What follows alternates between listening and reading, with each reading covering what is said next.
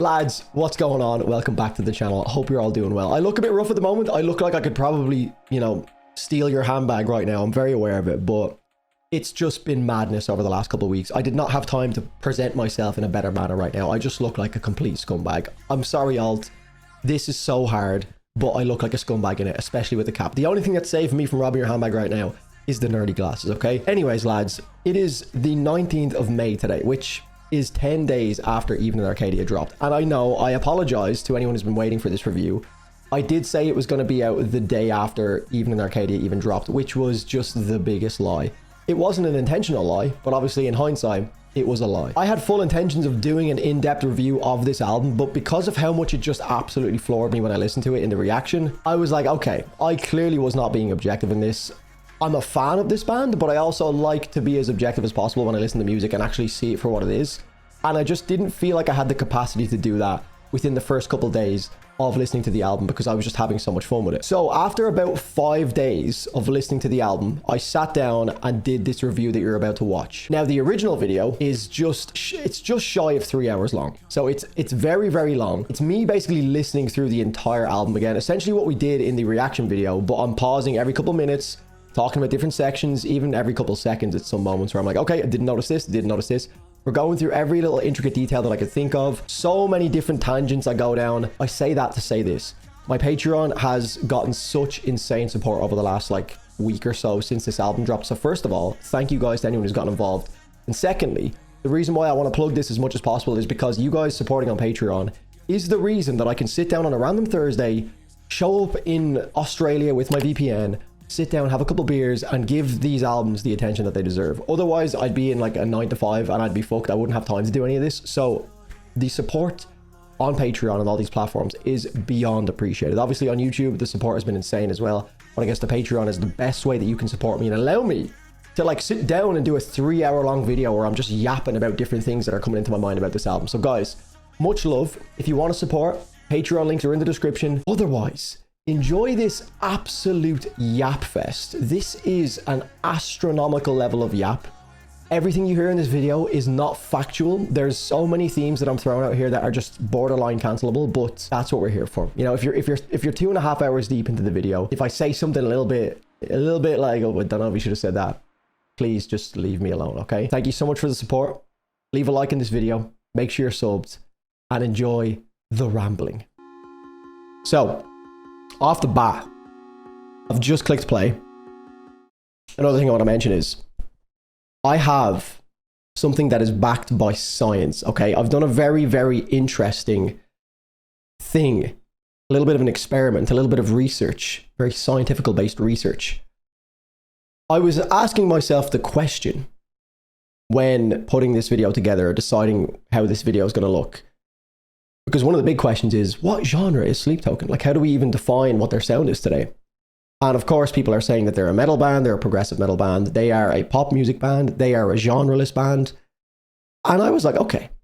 To me, Sleep Token, maybe before Eden, were always a band that I guess was progressive metal. That was just a progressive metal band with a fantastic vocalist, a fantastic drummer, and some really cool ideas and some great production. That's just what they were to me. They were a progressive metal band because they progressed through songs. There was never really anything that was, I guess, repeating over time. And that was just my opinion of them. Obviously with Eden, that changed a little bit. They're still a metal band. They have a lot of metal influences, but once they kind of start to blow up, your opinions of whether or not they're actually metal start to change, because it's like, okay, if this many people are into the band, there's obviously a lot more going on that's not just exclusively metal because they blew up so much. So I asked myself the question with this, and I have an answer to this, or I guess I have some data that I would like to propose to you guys a little bit later on in this video that has some very, very interesting, I guess, feedback. I wasn't sure about this. I was about to start the video and I was going to do it in the video, but I have calculated the percentage of quote unquote metal that is in this album. And I was a little bit surprised by the actual data. So how I did that was, drums in and of themselves, we cannot just call metal. Obviously, the metal side of drumming can be double kicks, blast beats, yada, yada, yada. There's probably a few different things that you can name, the way it's actually tuned.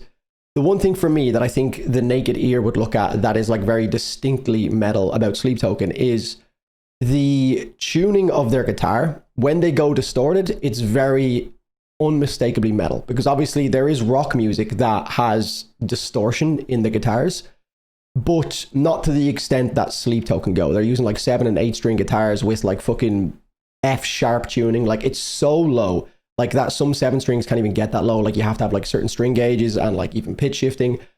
So I asked myself the question, how do we define whether or not this is actually a metal band, instead of it just being like a subjective thing of like, I think this band is metal? Well, I disagree. Like there's no final answer there. So I asked myself the question, well, what can we take from this album that we know for a fact is metal? And I sat with it and I was like, okay, well, the drumming can be very metal in moments, but I think what really gives it away is the screaming and the guitars.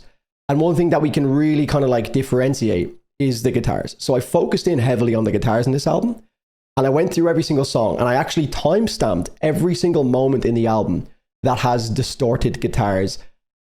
And I don't mean just like distorted guitars. Sometimes like in a chorus, there might be a chord being played. When Sleep Token use distortion, it is always on a 7 or 8 string guitar. Even if it's like a chord being played in a chorus, it's still too heavy to be in a rock song. So even if it's like the Caramel chorus where it's like stick to me when those guitars are playing, yes, that could be like a rock song, but I think it's just too low tuned to be rock. So I've put a lot of these categories where there might be like a chorus where it could be on the fence, whether it's rock or metal. Even the Damocles, even the like moments in that where the guitars come in, that to me is metal. Again, that might be up for debate. These are the parts that are a little bit like blurred. These are the lines that are a little bit blurred with my assessment of this. But I've basically run the entire album through. I've gone through and I've picked all of the timestamps that have distorted guitars because they're all on 7 string, 8 strings. And I've basically calculated over the course of the 56-minute long album, what percentage of this album actually features distorted guitars. I know you could look at the vocals as well, but generally when the vocals go very metal, quote unquote metal, there's usually guitars with that as well. So I've got a percentage that I think you guys might find quite interesting that basically tells us what percentage of this album roughly is metal, because a lot of people are saying that this is not a metal album, which I agree to a certain extent, but I guess we have data to back that up. So we'll get to that a little bit later, maybe in the conclusion of the video, so stick around and we'll go through that. But for now, we are now 15 minutes in and I still haven't even clicked play. Well, I have, but for 7 seconds. So yeah, this is the kind of video this is going to be, okay? So buckle up. I did say I was going to go unnecessarily deep. 15 minutes to be 13 seconds into the first song of a 56-minute long album. Okay, obviously, we have the like 8-bit sound that we have going on here as well. Okay, and I want to just, again, quickly point to something that I couldn't help but think of when I was reacting to this. But obviously, I did specify in the intro to that video that I didn't want to like be pausing and stuff. So this is where this video comes in. Listen to this synth that's playing in the background. People have talked about how it's like an 8-bit sound. 100% I agree. It sounds like something out of Mario. But the synth was like ringing in my head and I was like, what does this remind me of? For those who don't know much about me, I come from like I guess I've been doing metal content for like 5-6 years now at this point. But initially my background was, I guess from my own, not like from a producer standpoint or like a musician standpoint, but I listened to so much EDM music, dance music, trance music, you name it. Anything EDM, I was so into it. Loved dance music, loved going to raves, clubs. That was my shit. And listen to this synth, okay? There's a song by a group called Rank 1. Now, this came out 16 years ago, okay? Now, this song, it's just one of my all-time favorites. There might be some people that are like going down, like a trip down memory lane here. But this is one of my all-time favorite, like, trance songs. And when I was listening to this album and listening to, the opening with that synth, there was something that was going on in my head. I was like, this reminds me of something. And it's only on a couple listens after that I'm hearing it.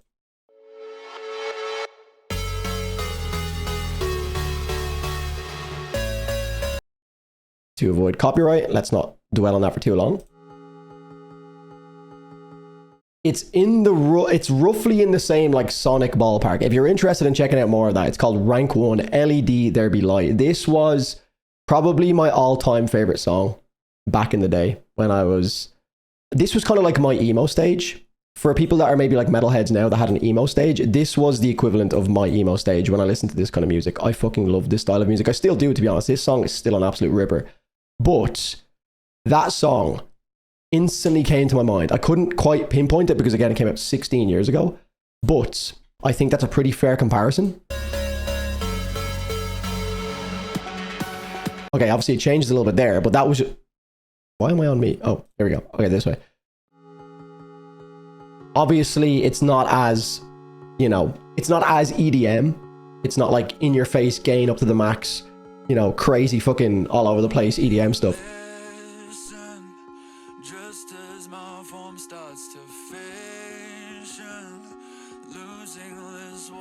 Pausing again, get over it. The reaction is on the internet. You can go watch that if you're not interested in me yapping. But, okay. This part, vocals. Instantly, when I heard this, I was like, I fucked up again, haven't I? Because I got this file. When I listened to the album, it was not on Spotify like we're doing right now.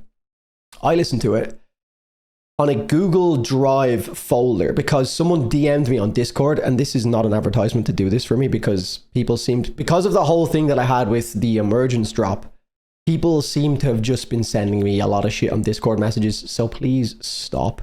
However, in this case, it actually worked, and I couldn't help but just like try this link.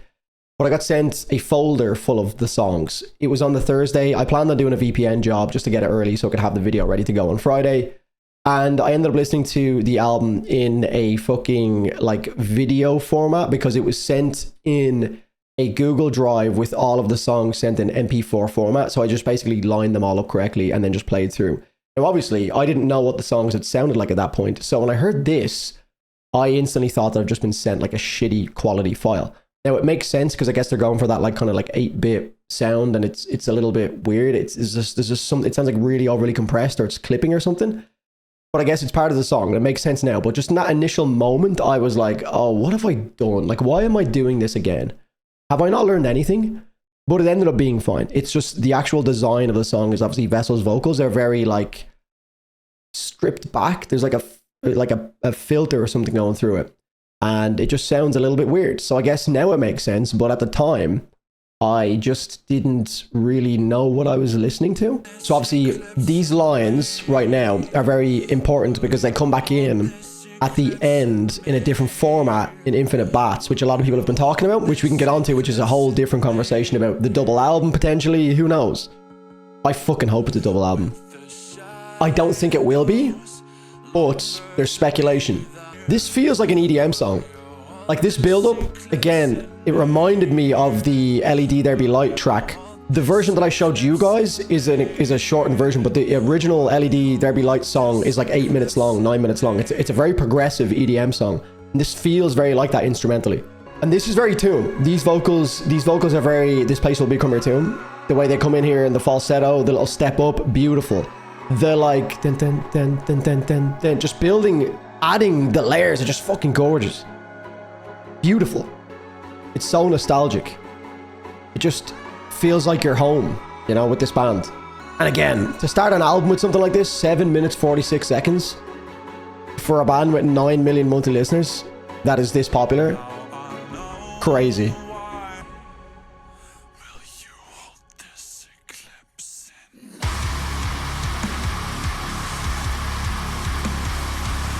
Okay, get over it, I'm sorry.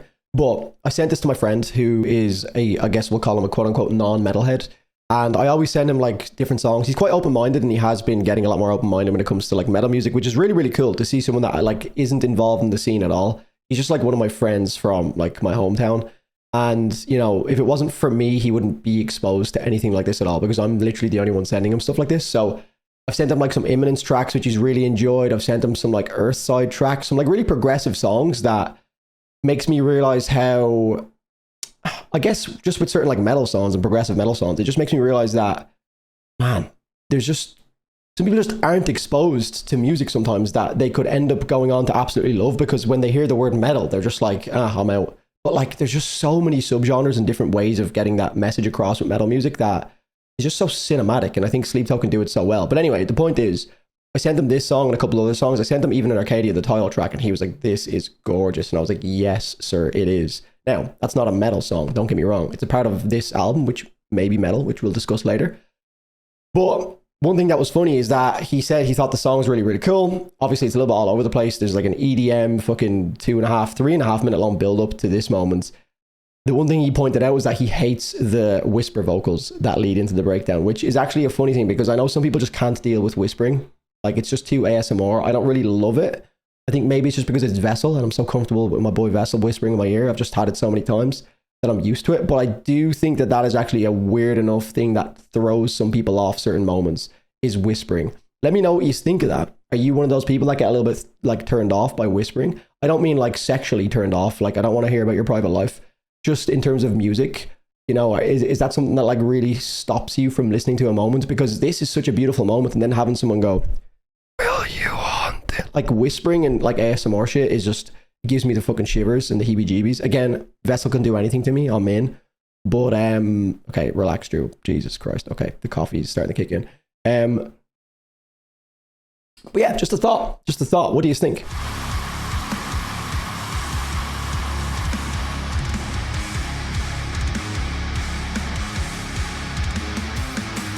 I love that it's not just 0, 0, 0, 0. There's still a bit of a riff in there, which is nice.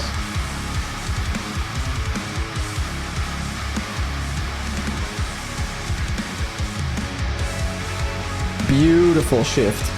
Also, a lot of people are like, oh, it's just zeros all the time. It's like, yeah, but Sleep Token's never been a riffy band. Like, you can't discredit the band for being like popular and like, oh, but they're not even a technical metal band. It's like, yeah, but they just haven't ever been. It would be different if they were fucking shredding throughout their entire discography, and then once they started to blow up, they just pulled all that out. I don't really see the angle that people are talking about with like, oh, they've just, you know, bowed down to the label and stuff. It's like, it just kind of just feels like the natural progression. Now, is it like the best progression? That's obviously up for interpretation. There's some songs in this that I think are some of their best work ever. There's some songs that I can say maybe, okay, yeah, maybe they are leaning maybe a little bit too much into the pop side of things. But again, it's completely dependent on the day and the vibe that I want to be in when I'm listening to them. You know, it's just completely dependent. So some people are like, oh, like, but like the riff that we just got there, yeah, it's not like the most fucking like crazy, like shreddy riff ever, but it's still a riff that perfectly suits the vibe of the song. Like, I don't think there's anything that they would have really done there that would have added to that riff. I thought the big, like, fucking open string zero breakdown, oh, yes, of course, most people can fucking do it. But they just serve songs so well. They're not interested in trying to blow your mind with technicality. They're interested in making phenomenal music. And that's something that they've always done that. It does, like, sometimes, too, their drummer will just not be included in a song. And the song is still absolutely beautiful. And like, I don't think two sitting around sulking like, oh, I should have been in this song. Like, they're not trying to show off like technical prowess at all times. They're just like, how do we write the best music ever? And that's what they're fucking doing. And if it needs to have 7 different genres in it, so my fucking green screen has been here all this time. Down. How do I fix that? How do I fix that? Like, what does a man do to fix that? Okay, if I turn this light slightly, maybe if I, yeah, it might work. Oh, I've turned the light off by accident. Brilliant. Okay, well, you know, anyways, ignore all this. I've somehow made it worse. For fuck's sake. There we go. Okay, we're back. Maybe if I hire, oh, that's going to annoy me so much now. I'm sorry that I pointed that out, that you can see the green screen up here. Pissing me off. Okay, one sec. Oh, technical genius. Talking about technical prowess. Look at that. Anyways, point is, breakdown was cool. Oh, I fucked it down here. Fuck off, man. Okay, I take back my technical prowess comment. Let's bring this light down. Can we find a nice balance? See, now it's too bright down here, so it's showing up here. And it's too dark at the other side. I haven't got a very balanced lighting setup right now. I think that'll do. Okay, people are like, Drew, fucking get on with it. It's 27 minutes in. You're literally halfway through the first song. Oh my God, when I say that like that, it's nuts. Okay.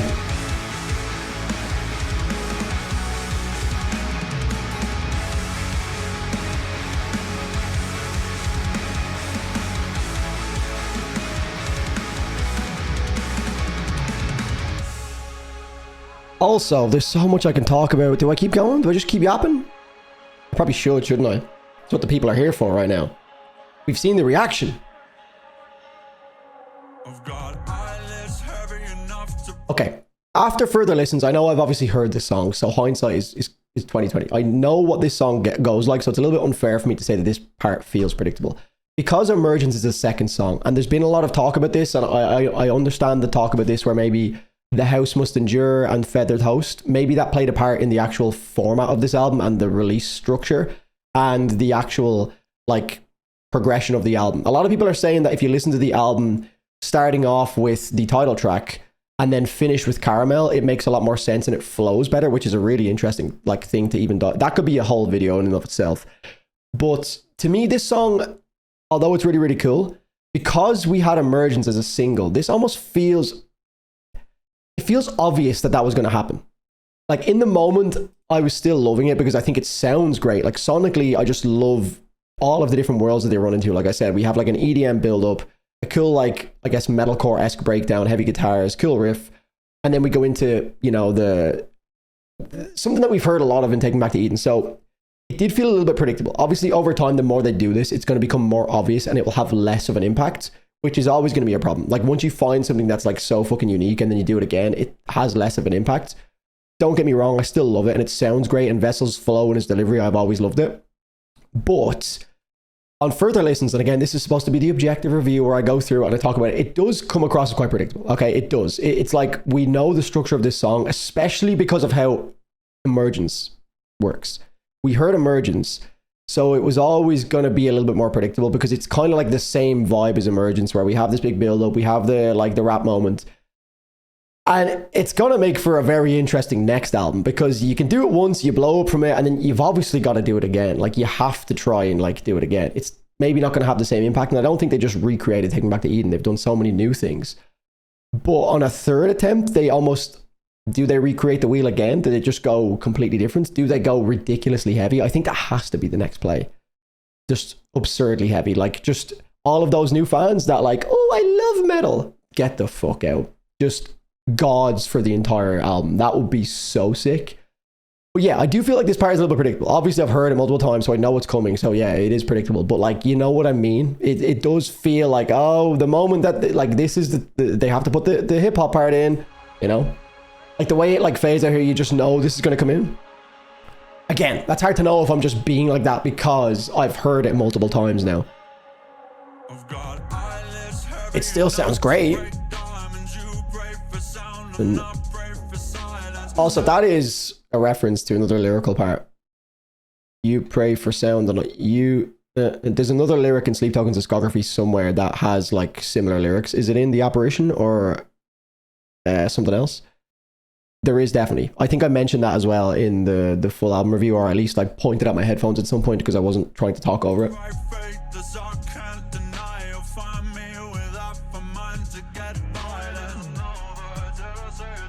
Fucking just such a cool little like ad lib. So cool. Love that vocal effect.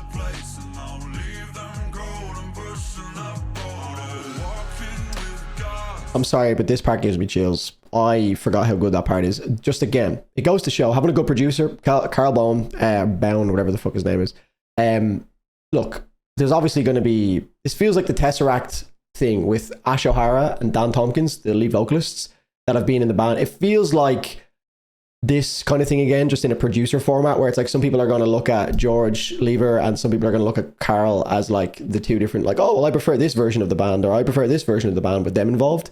But credit where it's due, there's some moments in this that I'm assuming that maybe, look, he's the producer, I guess that's his job, the production role of things. Like, unless they fucking Vessel had a sword on him when he was singing these lines and he pulled it out, I would imagine it's put in after the fact. So I'd imagine that's down to Carl. Now, whether or not the band had an idea of doing that in the first place, but it just adds such a cool layer. And again, it's just so Elden Ring. There's so many moments in this that are just like final boss moments that are just so cool. And the nerd in me, like the gaming nerd and shit, just starts coming out a little bit when I listen to this stuff. So yeah.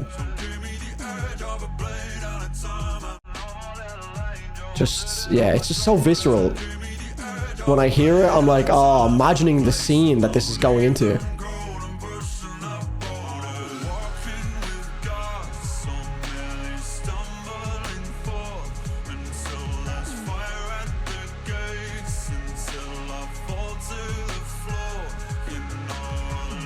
By the feather and dab.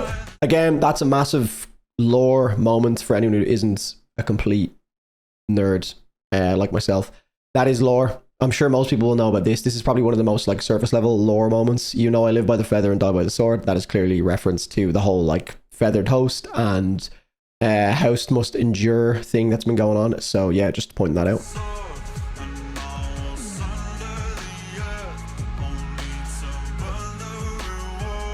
This flow here.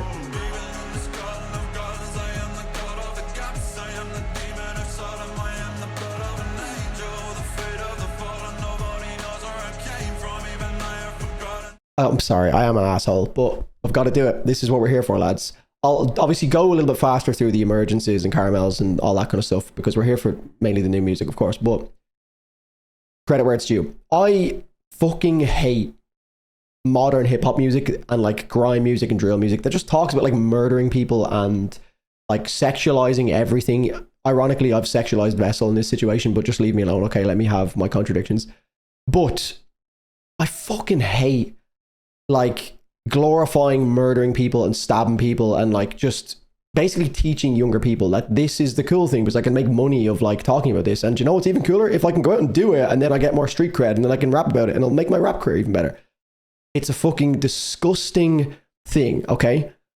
What I love about Sleep Token is not only are they creating this like fun, like made up world, which is almost becoming a fucking real world. Like, I mean, all of the like Sleep Token, even in Arcadia, like listening parties, they've literally made like physical worlds around the lore, which is so cool. So although it is a made up world, they're like literally making it a physical thing.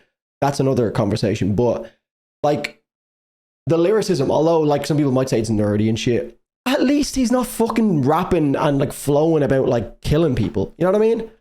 Like, not that that's like the fucking the bare minimum. Like, that's the bare minimum. I'd like to think that he's not doing that, but it's such fun, creative lyrics. Now, I don't fully understand exactly what he's talking about, but sometimes you don't even need to when it's portrayed so well. It sounds so cool. It's like if I listen to like an Elden Ring scroll moment and like they're talking, there's two NPCs talking. It just sounds cool. I haven't a fucking clue what they're on about, but you know, it's still interesting to listen to. You know, it puts you in a different world. It transports you a little bit. So yeah, well done, Vessel, for not murdering people and being a bad influence on children.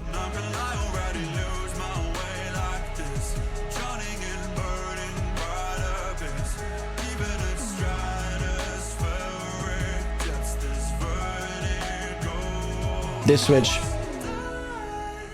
And then the fucking... yeah.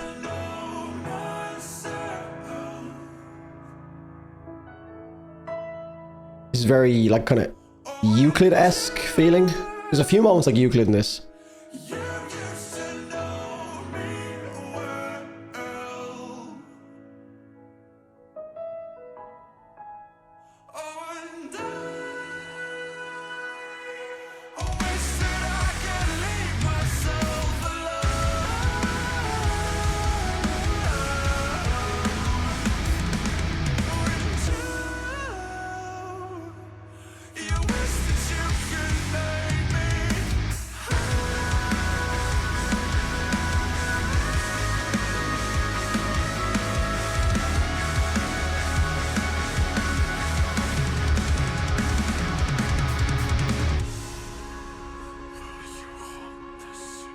Again, let me know, any ASMR haters out there, does this annoy you?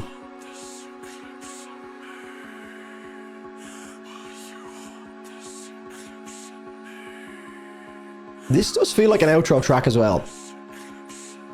This feels more like a traditional Sleep Token outro track than the Infinite Baths did. I loved the Infinite Baths outro, but it's just interesting to see if they actually did switch the tracks around based on people voting, you know, with the house and feathered host thing.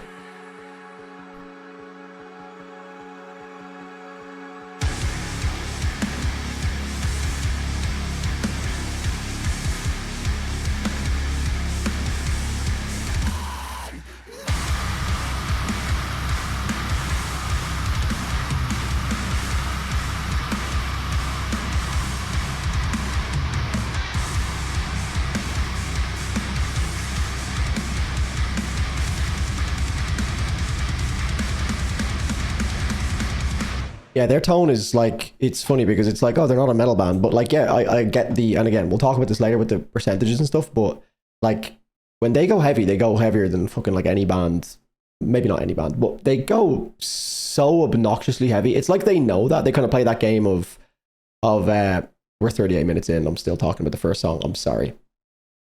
Am I though? I mean, isn't this what we're here? Fucking green screen! You little bollocks, you. It's fucked. You know what? I don't know. I don't fucking know. Can you just piss off, please? Maybe? Oh, no, I fucked the bottom part. Oh, we're just in this. Fuck.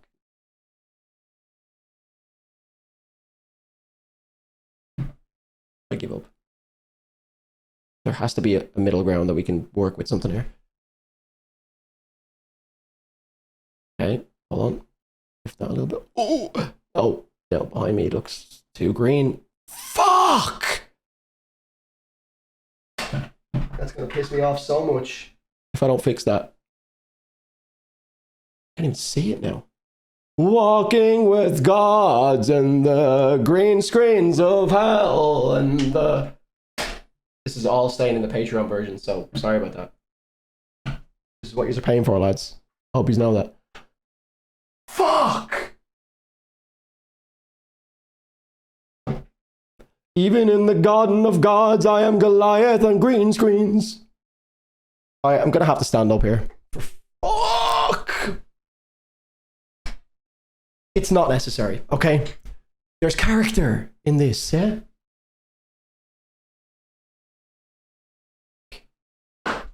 Okay. Oh, just whatever. Whatever. Oh, it's annoying me. Frick! What if I do this? No. Okay. We're cooking. We're cooking. We're cooking. We've cooked. Dinner served. Anyways, emergence. Let's go. I will try and yap less about this because I've yapped so much about this song. But again, just an interesting start to an album. I feel like Emergence and Look to Windward are very similar. To go from like a big progressive build-up song in Look to Windward to this feels interesting. Like almost as if this wasn't the intention initially. In another world, 5 million, 10 million, 5, 10, 15, 20, 25. Interesting.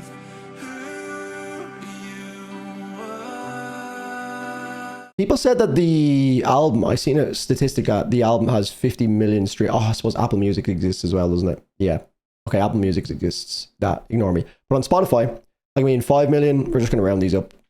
Give it, just for ease of count, it should be 6 million, but we're calling it 5. 5, 10, 5, 10, 15, 20, 25, 30, 35 million roughly, maybe a little bit more, on Spotify.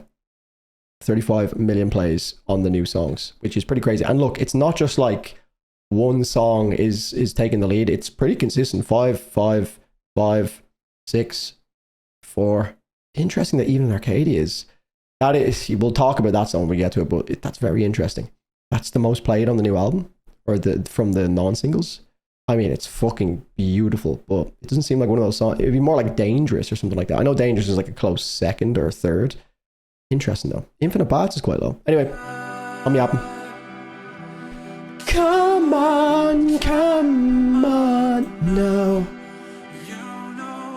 This song just makes so much more sense, even lyrically, as an intro song. There's just so many moments in it where it's like, Like, it does kind of feel like this is a first song on an album. But then again, so does Infinite Baths. Nah, Infinite Baths is too heavy to end. The title track does feel like an intro song. But then thematically, it could be like Caramel because of what he's trying to get across. So many fun possibilities. Again, 2 minutes and 30 seconds or so before any guitars come in. So as far as I'm concerned, that's like non-metal music. Metal coming in now. So my calculation of which songs are metal is based on like this coming in here. So this would be like 2 minutes and 40 seconds of this song is not a metal song.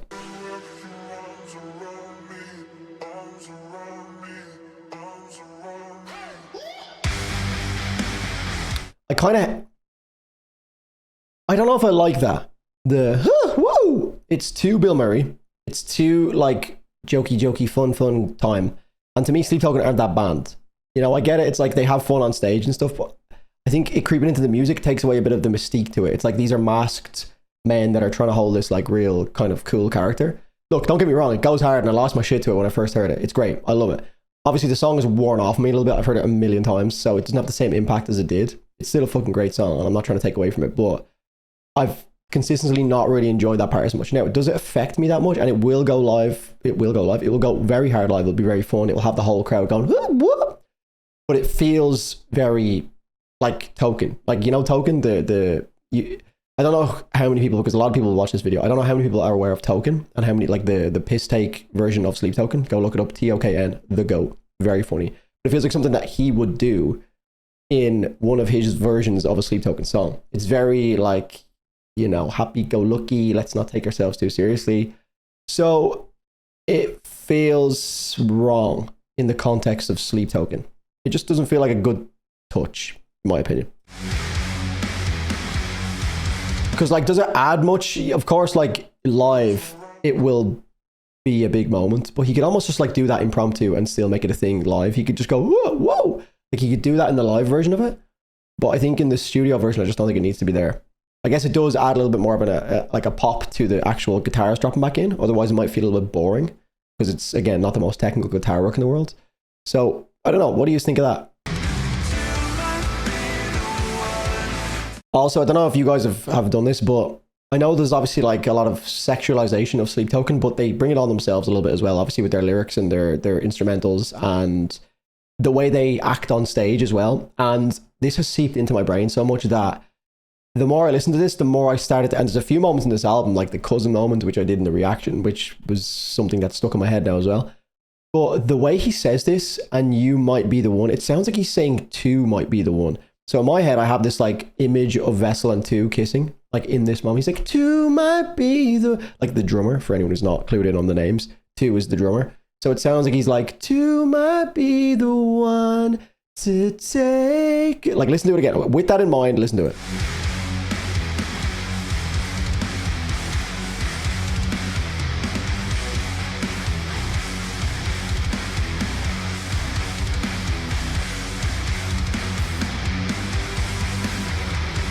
I may have gotten that drop wrong. It's okay though. We're all human.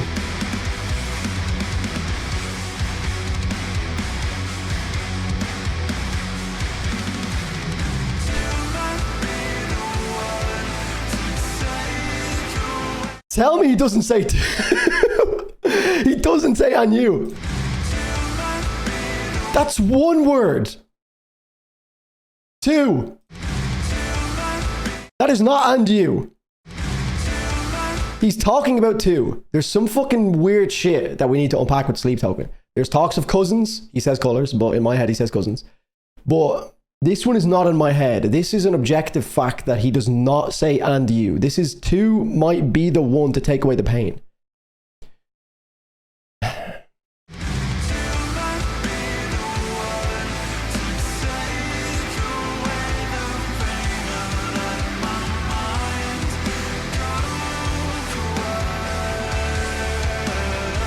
Just look into it, that's all I'm saying.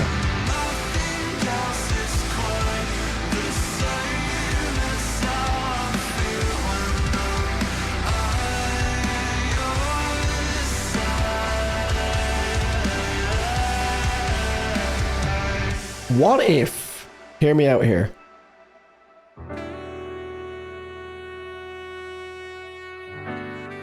this entire time Vessel's lyrics have been written about two, the drummer, and they have a relationship. They're like a proper power couple where they like sit together and write and then they just get it on after. I mean, the lyrics are hiding it, but maybe this is just more lore because he does not say "and you," he says two. So it's two might be the one to take away the pain and let my mind go quiet. And nothing else is quite the same as how I feel when I'm at your side. I mean, who is he at the side of the most, probably too, when they're writing. All I'm saying is, just open your mind, people. He's telling us. He's telling us. Two might be the one. This is still referring to two. Like, who would he be on the line to? A woman? No. Fucking famous frontman of one of the biggest bands on planet Earth. Why would he be on the phone to a woman? He's on the phone to two. Okay. And why would he be dancing on the line with some woman? He would be listening to some of the like mixes or some of the drum beats that two sent him, and he's asking like, well, are you gonna dance on the line with me while we listen to this drum beat? Think about it. Okay, I'm gonna stop now.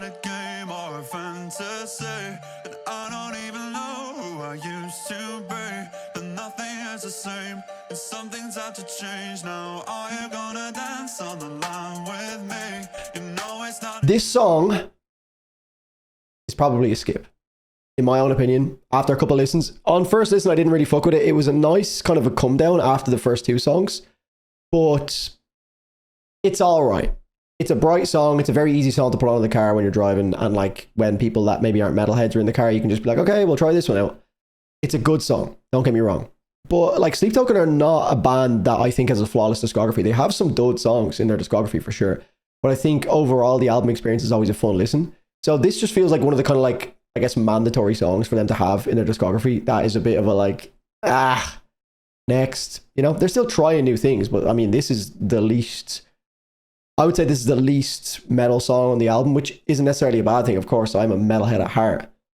But like they have non-metal songs that are far better than this. The title track being Even in Arcadia, at least it has a bit more of a like an emotional feel to it. This is lyrically, of course, there's an emotional aspect he's talking about too, of course.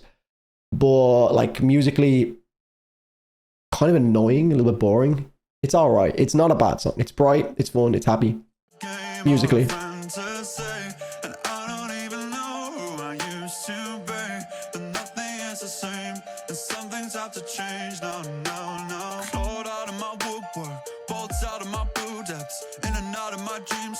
People acting different.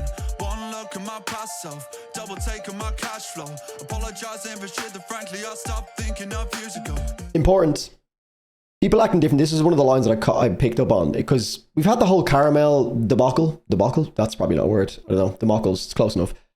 The whole caramel thing, with him talking about his, you know, his life right now and how much it's changed. So this one was like a kind of the opposite to caramel. It feels like, anyway, from like reading it back and listening to it. In and out of my dreamscapes, people acting different. One look at my past self, double take on my cash flow.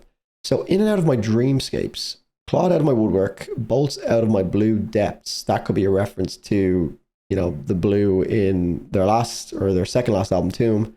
Bolts out of my blue depths. Depths again, you know, talking about the sea.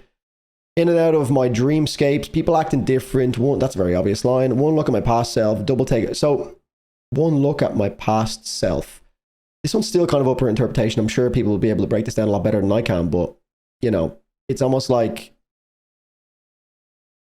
one look at my past self. He's kind of almost longing to go back a little bit, but then he's like, oh, wait, hold on a minute. I'm a fucking gazillionaire, you know, apologizing for shit that frankly I stopped thinking of years ago. So it's kind of a weird, it's almost like this polar opposite look, or lyrically it's quite the opposite. It's more like braggadocious. That's the way I'm picking up on it. Maybe I'm wrong. Maybe there's like some deep down meaning in that, but it comes across as more of a, hey, I'm fucking rich now. Fuck off. Like, you know, one of those kind of ways. It's kind of similar to the way he had the line in, is it Taking Back to Eden, where the take a pound of your flesh before you take a piece of my pay cut, or whatever the fuck, pay stub. It's kind of like that same, like, oh shit, Vessel's going off a little bit, you know, there's a bit of attitude there. It's the same kind of idea. Double taking my cash flow, apologizing for shit that frankly I stopped thinking of years ago. And you know I deliberate on cutting out the demons. This is one of my favorite parts of the song. This flow here, the like flow in and out of the different melodies is fucking sick. And also, I will say as well, although this isn't my favorite song in the world, I'll still take this as a pop song over the majority of pop music, because it still has a progressive element and it still feels quite...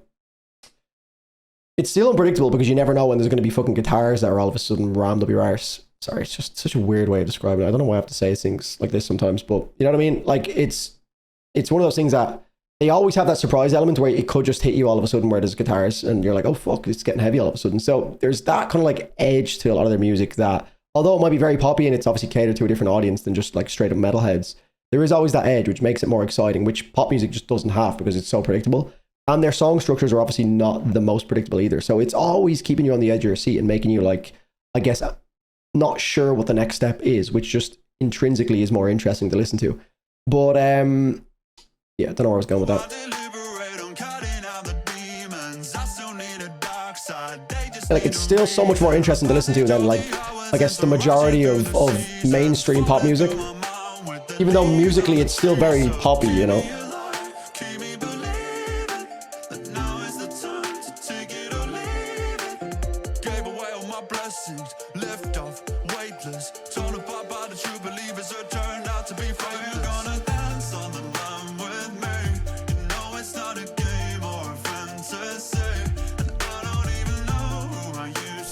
Torn apart by the true believers that turned out to be faithless. Could potentially be talking about people he's lost along the way that maybe were like believers in him at the start. And yeah, I don't know. Again, I'm not the best at like breaking down lyrics. I tend to just, you know, shift it onto him being gay with two as a defense mechanism for me not being that smart. But, you know, where there's smoke, there's fire. He's literally said two might be the one to take away the pain. So Vessel is potentially gay. Nothing wrong with it. Things are just starting to add up now.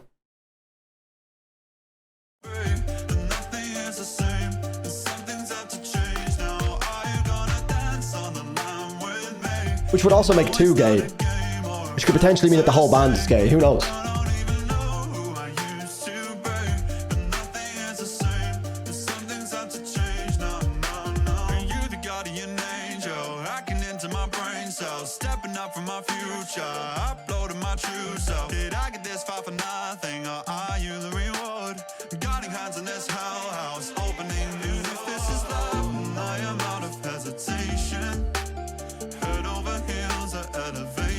Okay, I'm ruining this song for myself by imagining this being two. I'm sorry, I've probably ruined it for a lot of you guys as well, but like, this is just getting too, it's getting too real now. Yeah, okay. It's a fucking good song. Alright, I take it back. It all comes together. Okay, right, look, it's a good song. It's a good song. I mean, I know it's a good song. It's just, in comparison, it's the song I've probably gone least back to. Back to the least. It's just kind of one of those songs that, when I get to the end of it, I'm kind of like, oh yeah, good song. But when the first couple like minutes or so, I'm just not really that arsed listening to it. You know? But it does serve as a nice album track. It's an album track through and through. Dangerous now is a different story. This song is fucking cool. There's some sick moments in this. Now again, I'll try and get the idea of it being about two in my head. Like, I'm just trying to get that out. And now I can't help but feel like I'm dissecting it from the perspective of this being about two. Fuck, I've ruined this album. Yeah, just look. People say that Vessel sounds like he has a mouthful of grapes, which, first of all, is fucking hilarious.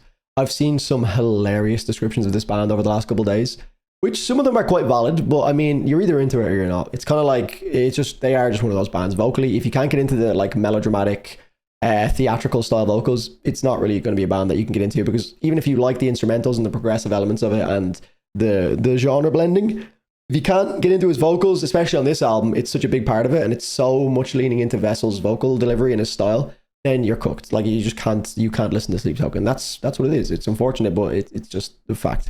Like, I'm not going to try and like make someone like Vessel's vocals. If you're not into it, I get it. I, fortunately enough, because I fucking love listening to this band, absolutely love Vessel's vocals. And there's sometimes where he does say words where you're like, how on earth? It's like when you hear someone trying to like rhyme stuff with like orange or whatever. It's like more like Eminem doing that thing. It's like he makes certain words that don't sound like something. He just gives them like a whole new like enunciation, which is kind of hilarious. The way he like he'll do that with his voice. But I love it. I think it sounds great. He's a fucking fantastic vocalist. He does so many cool things, and he's so dynamic. He's got like, he's rapping, he's screaming, he's fucking doing all sorts. So yeah, just a thought.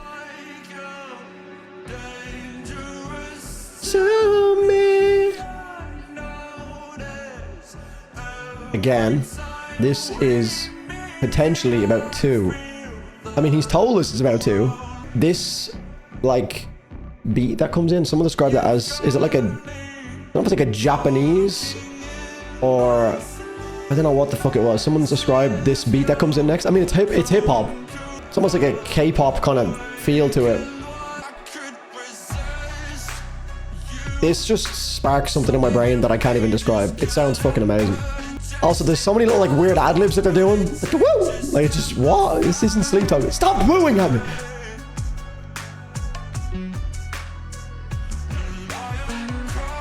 They're doing it, so I'm just hearing it.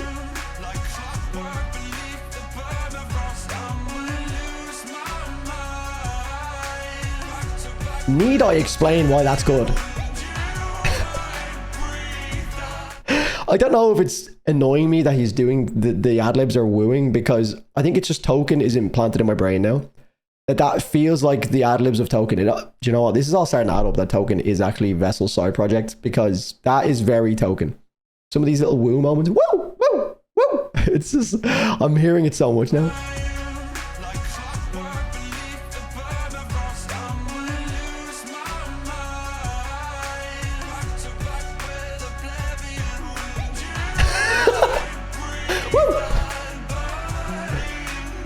But yeah, this flow is God tier.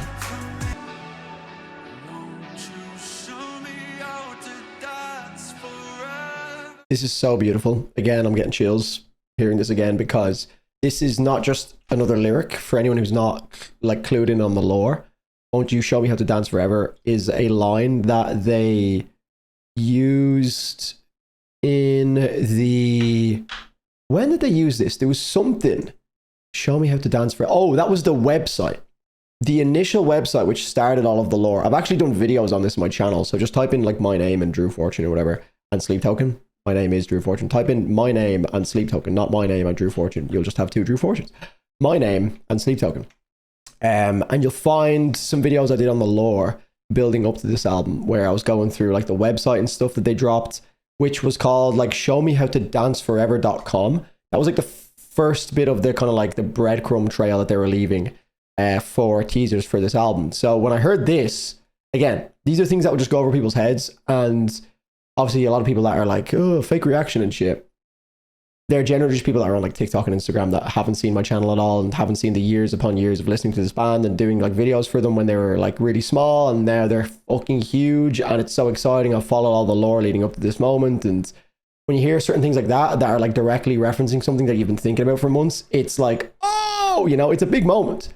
So that's what that's referring to. That's, I don't know if I lost my mind to that moment, but I'm pretty sure I called it out straight away, and it still hits. Like when I hear that now, it just adds so much. And again, it just goes to show that like the extra effort that goes into the lore and stuff makes so much difference to the music. Because if I had just heard this, it's a great line and it sounds like, so like you think about it, like show me how to dance forever, it just sounds beautiful. It's very like emotional.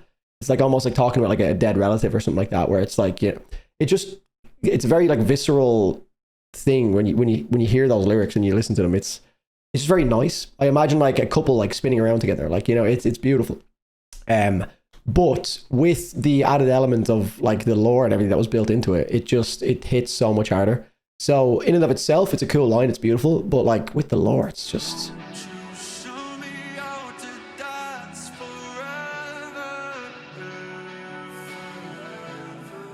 It gives me the vibe of like there's a nuke about to go off and the couple's love is like so strong that they're just dancing while the nuke, you know, it's kind of like that vibe, if that makes sense.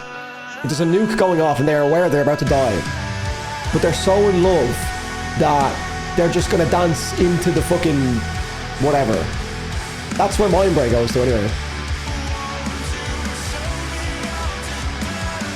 And then the guitars that come in here. Oh.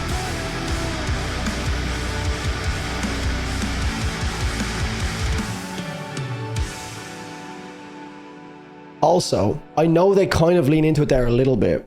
The guitars at the end of that kind of remind me of Ascensionism, but I couldn't help but feel or like hope that the kind of riff that they almost tease a little bit there sounds very like the riff at the end of Gethsemane, which I think it would have been really cool if they kind of leaned into that riff a little bit more and like outro this song with the riff that they used in Gethsemane and then went back to that in like a maybe variation version or something. Or maybe this would be a variation of the riff. So keep the riff in Gethsemane in the position that it's in, but then kind of like use a different format of that riff here. So it's kind of like coming back in and Gethsemane just to kind of tie everything together a little bit more.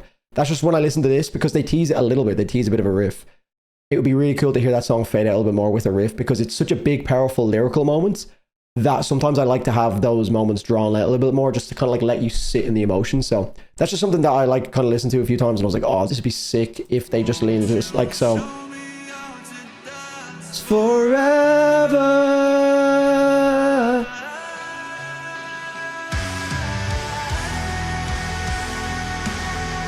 You can kind of hear it coming in.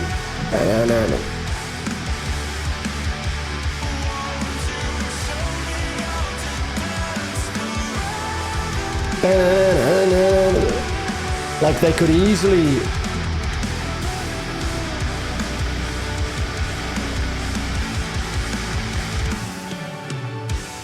do something similar to the way they faded out with Infinite Bats, where they kind of go like Meshuggah-esque again, where they pull that riff back in and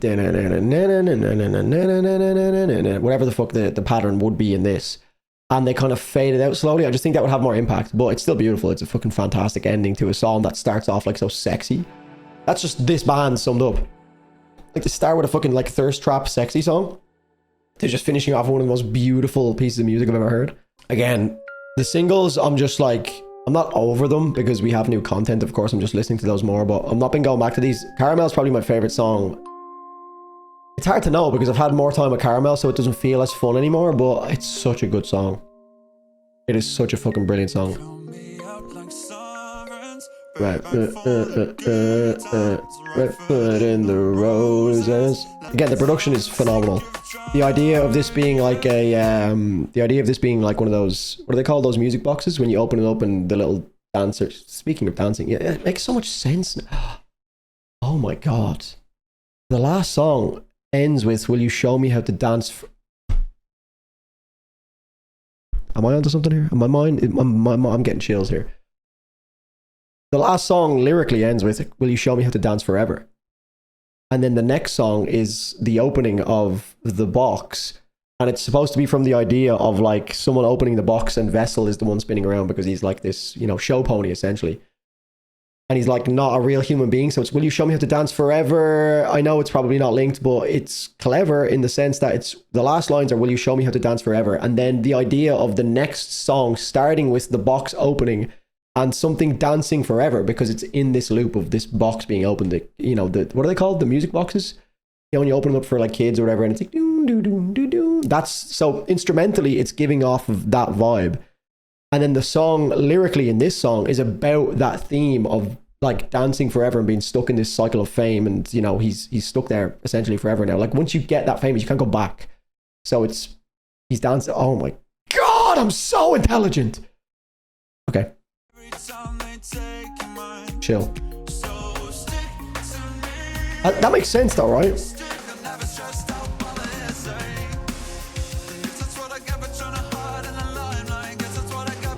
The flow is immaculate.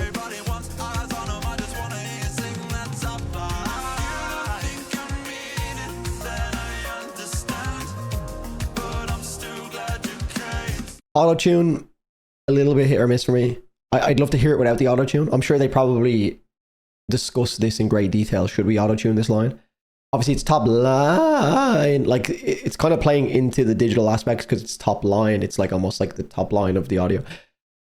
I don't know how great it sounds. It sounds good and it serves the song, and I think it will go off live. But again, it's one of those moments that I feel like takes away from that authenticity that I love Sleep Token for, where it's very raw and emotional. And then there's just certain things like the woo in Emergence and certain things like this that kind of piss me off. I'm pretty sure they've done moments like that before, but it just kind of makes Vessel feel more robotic as opposed to the human aspects, which I don't like because he's got such a good voice. But I guess it's serving the song to a certain degree as well. But I just don't really like it.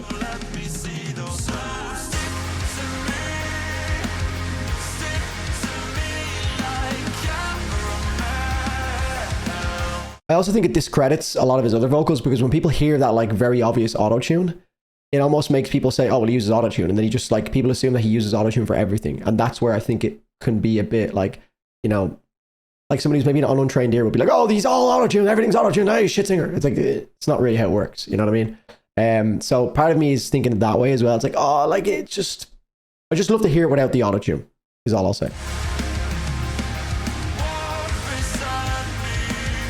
I love this line.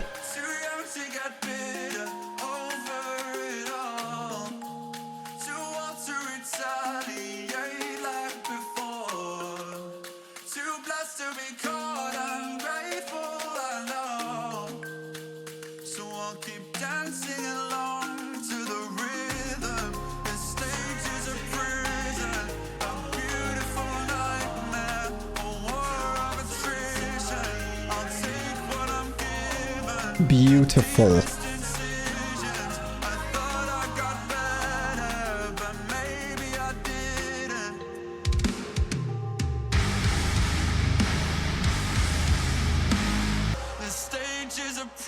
The songwriting is like nothing I've ever heard before. Again.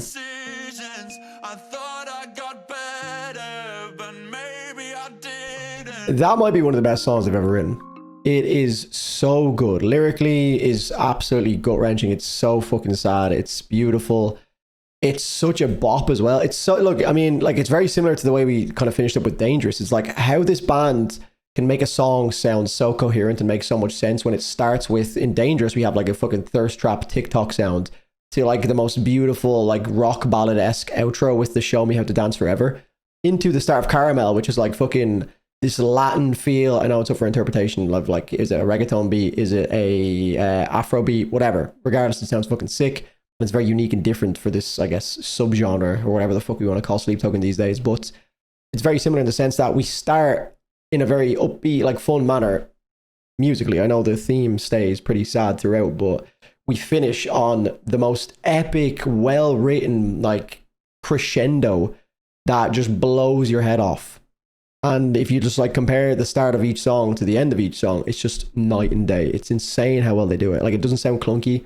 It doesn't feel like they have to draw it out over like 15. Like, the fact that they're doing all of this in the space of like a 4-minute or 5-minute long song, like, this is like very prog territory in terms of like how they're actually flowing through the song, but they're doing it in a digestible format. It's like 4 or 5 minutes long, whereas like a lot of these songs, like Periphery's Reptile, goes through so many different like stages, but they're doing it over like fucking 16 minutes or whatever length that song is.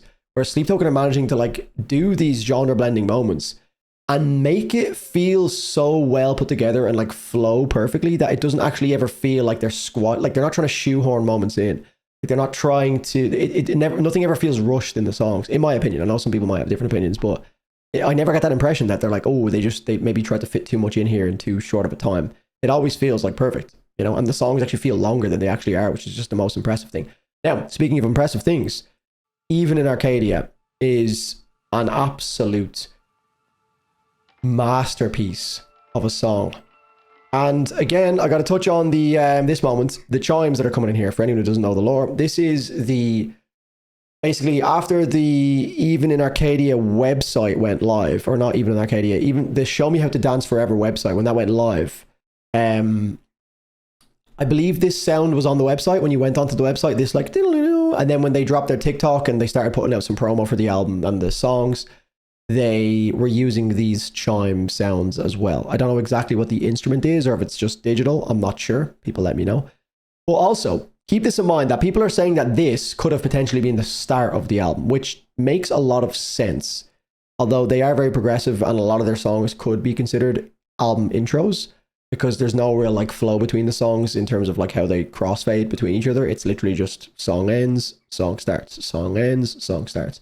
But listen to this as an album intro. I'm going to do that as well because I haven't really done that mental exercise of listening to this as an album intro, but it'll be interesting lyrically and just the flow of the song to see. It does make sense because like they've been teasing this like chimey sound, and then the album starting with that would make a lot of sense. And it's also the title track, which would also make a lot of sense for it to be the, you know, the first song. Also, this opening line, "Come now, swing wide those gates," again, it's just such a beautiful way of putting things, man. It's gorgeous. I love it. There's very few bands that like speak to me lyrically like this band, and at the same time I don't really fully understand what they're talking about in terms of the lore a lot of the time, but it just kind of like allows you to almost paint your own picture as well. You can kind of just think about it in your own way, which is just so fucking gorgeous. And this part, a lot of people were asking me about this one. Now this was, I feel like the moment that I lost my shit for like a lot, like my headphones fell off my head. I was like so again, go back to the videos where I did like the lore breakdown at the start of the album cycle before Emergence dropped. There was sheet music that was released by Sleep Token through their Instagram pages, the Feathered Host and House Will Endure, the House Viridian Instagram pages. They released sheet music. So they actually released sheet music before the album dropped. And, you know, people who can read sheet music were able to basically play the piano. And this is exactly what it sounded like. So I'd heard this moment already because of the intentional leaks. They're not really leaks because Sleep Token intentionally put them out. Like they wanted people to find that, which again, if that piano just hits, it's a gorgeous piano line. But because we'd heard it before in this like lore buildup, it just slams. It hits so hard. And that is where there is a lot of disconnect between people who are massive Sleep Token fans like myself, and then there's the general public who see clips of me losing my mind and they're like, what the fuck is this fella overreacting for? It's like you're missing so much context that leads up to this moment. Also, I'm blasted up and drinking San Miguel's and shit. But that's my point, you know? Like obviously I'm level-headed now. I've had some time to like relax a bit. But in the moment when you hear that for the first time after all the build-up and like kind of forgot that this piano moment existed because there's been so much other lore moments that happened. When the piano kicks in for me, I'm like, oh my God, this is the moment that they were teasing months ago. So that's why, you know, it's not because, oh my God, piano, dude. It's literally just, it's like a throwback, but it's also the first time I'm hearing something as well. So it's just mind blowing. So yeah, it just all felt like it started to come together because this song was the title track. It was the birds, it was the chiming, like the it's like the way they have like the theme with Taking Back to Eden where the birds come in for the title track. It's like, oh, we're about to go into a world here. Like we are in, like we've just opened the gates of Arcadia. Like I'm getting chills talking about this again. Come now, swing wide those gates. We're literally like entering Arcadia. These are all kind of these, like there's penny drop moments hitting for me here as well, which is why I like doing this on camera. Come now, swing wide those gates. It's like we're actually opening into Arcadia now. And it's like, okay, all these months of build up, what the fuck is Arcadia? Like, what are we talking about here? It's kind of all being laid out now. Beautiful. And then the other like little lore moments that I've touched on, the you know, the piano and the chimes, it's just, everything just starts to, and then kind of from that point onwards, it's all a bonus. And then when the song and the vocals and the delivery and the composition is equally as cool as all of those things that I've just mentioned, that's where you start losing your mind. That's where I'm like, I'm freaking the fuck out right now. And that's it. Look, if people don't get it, I'm not going to say I feel sorry for them. Geez, that sounds so pretentious. But like, genuinely, I'd love for people to experience that same feeling. If people don't believe it's authentic, then I can't please everyone. But Jesus Christ, this song. Oh, goodness me. Come now, swing wide those gates. Oh, it's just perfect.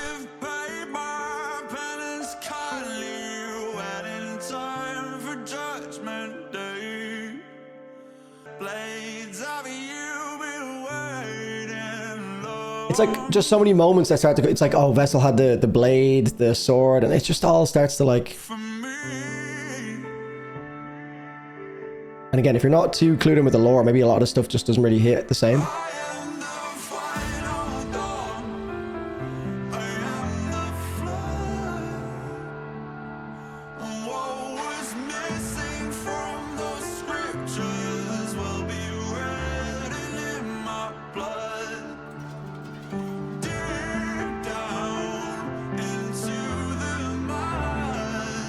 Okay, again, look, my reaction to this full song where I lose my shit is on the internet. Go look at that. I'm gonna pause. So much to talk about already. The production elements again, I don't know what we, let's try and figure out what this is.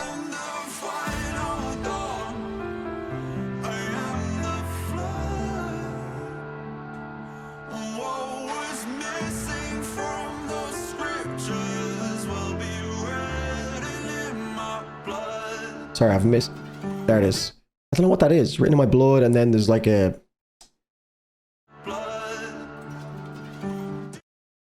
It sounds like some like metallic boomerang spinning around your head is the best way I can describe that. It's like some kind of... Is it a riser? I don't know if it's a riser. It's something spinning around your head. It just kind of gives this eerie, weird atmosphere to it. But again, very interestingly, and I implore you, I think that's the right word, to go and listen to the podcast that we did with George Lever, the producer of This Place Will Become Your Tomb and Sundowning. We did that last night, and we got the opportunity to talk to him about this album because he's not involved with Sleep Token anymore. So obviously he was open to just discussing about the band.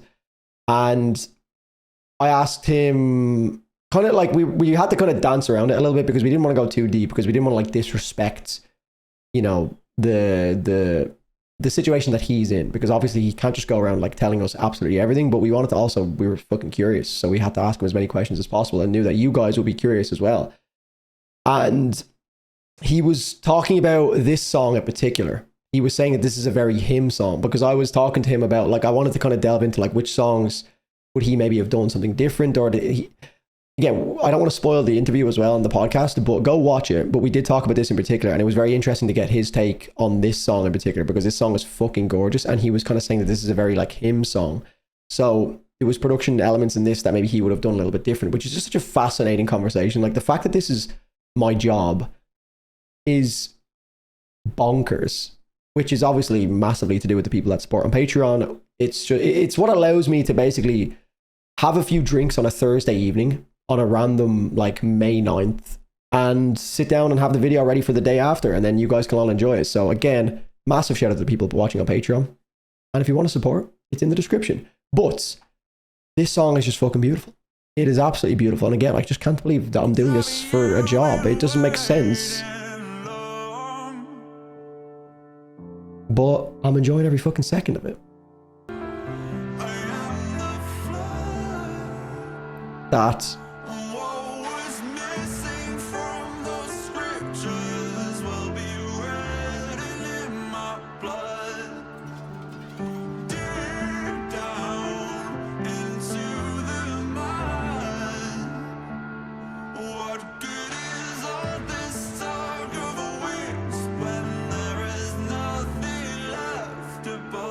wow,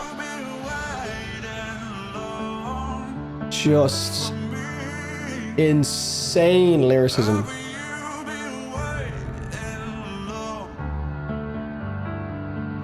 S tier lyricism.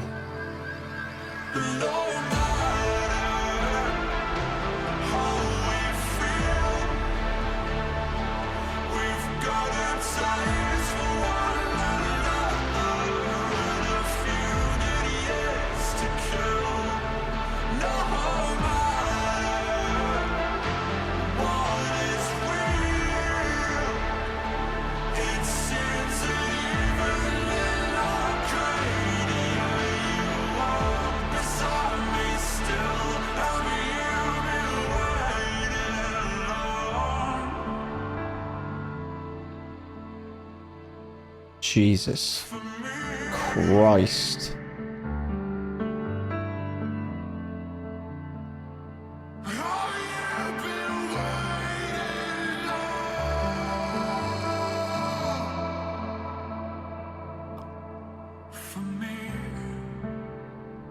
It's just, okay, before we get into this moment, I screamed out Dermot Kennedy feature at this moment when that like bellowing vocal came in with the real gritty, absolutely mental. Obviously it's not actually a Dermot Kennedy feature, but if you guys are familiar with Dermot Kennedy's discography, there's just a grittiness to his vocals that was very, very reminiscent of him when Vessel screamed that out there. It was the first thing that came to my mind. I was like, oh my goodness, this sounds like he's been listening to a lot of Dermot Kennedy. Not to suggest that Dermot Kennedy is the only vocalist on earth that is capable of touching those ranges, but it is a very big part of his discography, Dermot Kennedy, where when he hits those notes, he really fucking like belts them out, and he gets that like raspiness, which I didn't really know Vessel had in his locker, because some vocalists just don't really have that like raspiness. Another good example of that is, what's his name? The guy who did the song, he's Leo, not Leo, Someone You Loved by Another Day Bleeds into Nightfall. Sorry. That guy. Oh, what's his name? Is it Leo or something? You know what I'm talking about. That song, Someone You Loved by artist. You know what I'm talking about. I could look it up very quickly. I'm not going to do it. It's the same kind of like natural raspiness that just some vocals have and some people don't. And I didn't know Vessel had that in his locker because we've never really heard him go like that, which is why it was, again, a fascinating moment. And also I was like, oh my God, it's very within the realms of possibility that like he's taken some influence from Dermot Kennedy. You know, Dermot Kennedy is an Irish artist. Vessel's an English artist. There could have easily been some crossover there in the past. Maybe they've communicated before. I would imagine Dermot Kennedy's probably into Sleep Token. He does strike me as someone who's into Sleep Token. But yeah, this part here is just another level as well. I also have a very interesting point that I want to talk about with this particular part. So, let me see if I can find the comment first of all. There was a particular comment left on my Instagram, which I want to talk about this moment.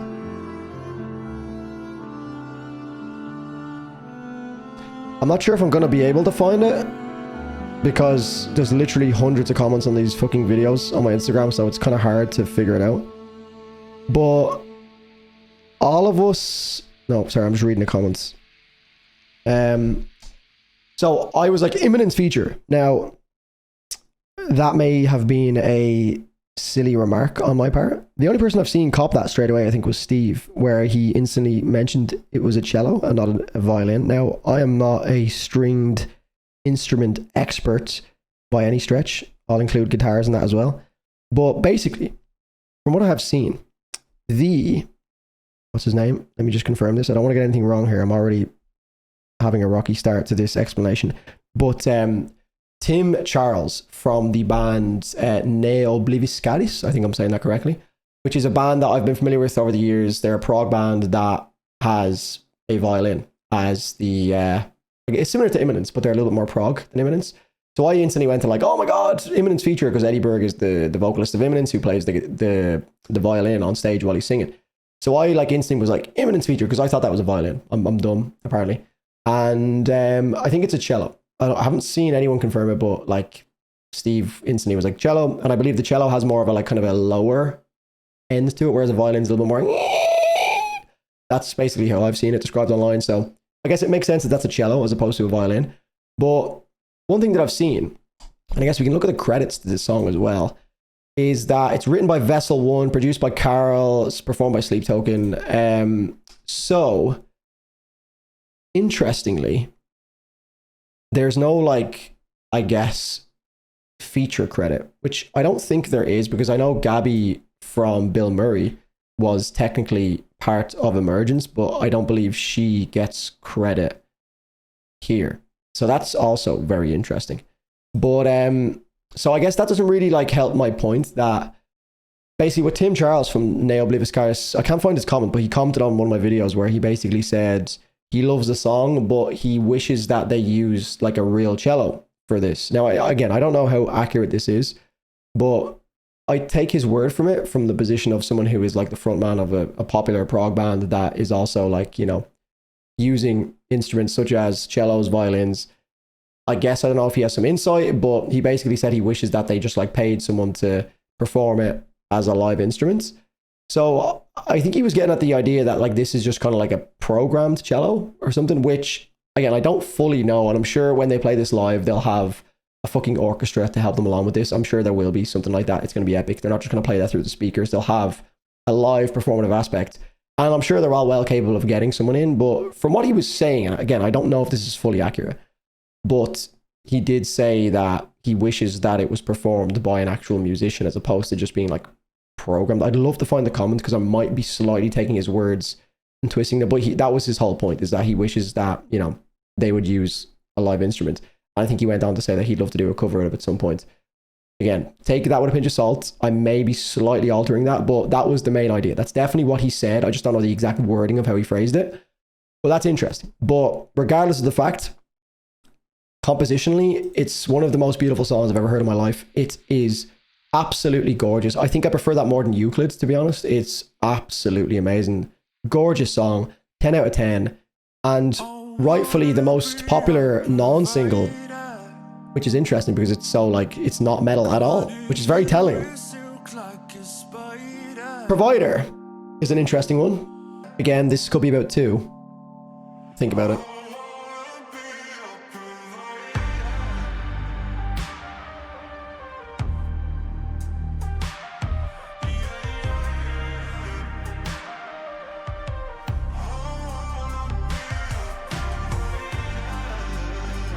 This is a love letter to 2.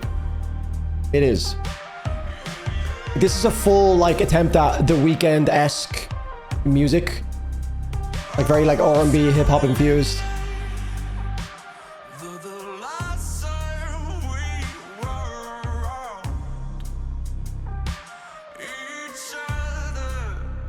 I don't love this song. This is kind of similar to the feeling that I have towards Past Self. I know in the reaction, I obviously spiced things up a little bit. I made a little moment where I looked into the camera, but like, I mean, I just had fun with it.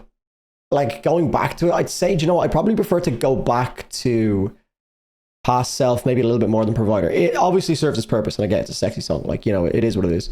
It gets a little better, and again, I'm sure by the end of this, I'll probably be eating my words like I did with Past Self, but if we're looking at the album, I'm maybe, like, if I'm being very strict, I'll probably take Past Self and Provider out of the playlist. And then everything else will probably be in there. Maybe Damocles. Damocles is all right. It's not bad. But there's stronger songs on the album for sure. And I don't know. I just not, again, I don't hold Sleep Token to such a high standard that I think that they are incapable of writing bad music. I think they have not bad music. Okay, let's not be crazy here, but like not everything they do is a 10 out of 10 song. They've had that across their entire discography where there's some songs where I'm very happy to skip, where I'm like, it's all right, but I'm just not in the mood. There's very few occasions where I'm in the mood for it, so.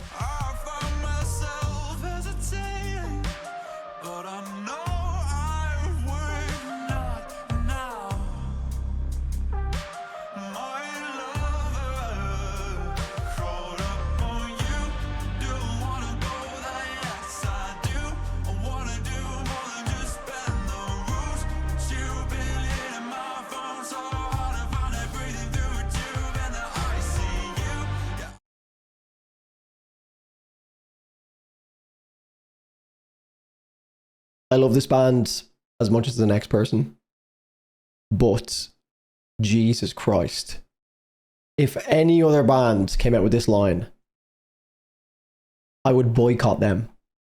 Sleep Token are lucky that they're Sleep Token, and I think putting one of the best songs they've ever written before this was a great fucking decision, because Jesus Christ, this is the worst lyricism I've ever seen.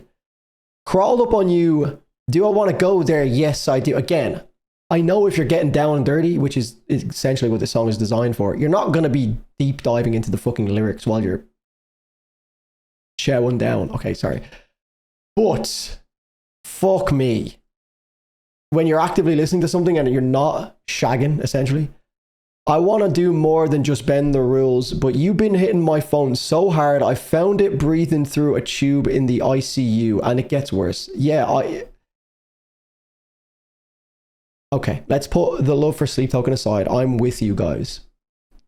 That is not acceptable. It's just so bad. But it's kind of funny, you know? Again, I gave my boy Vesey a pass because he's the GOAT. But Jesus, man.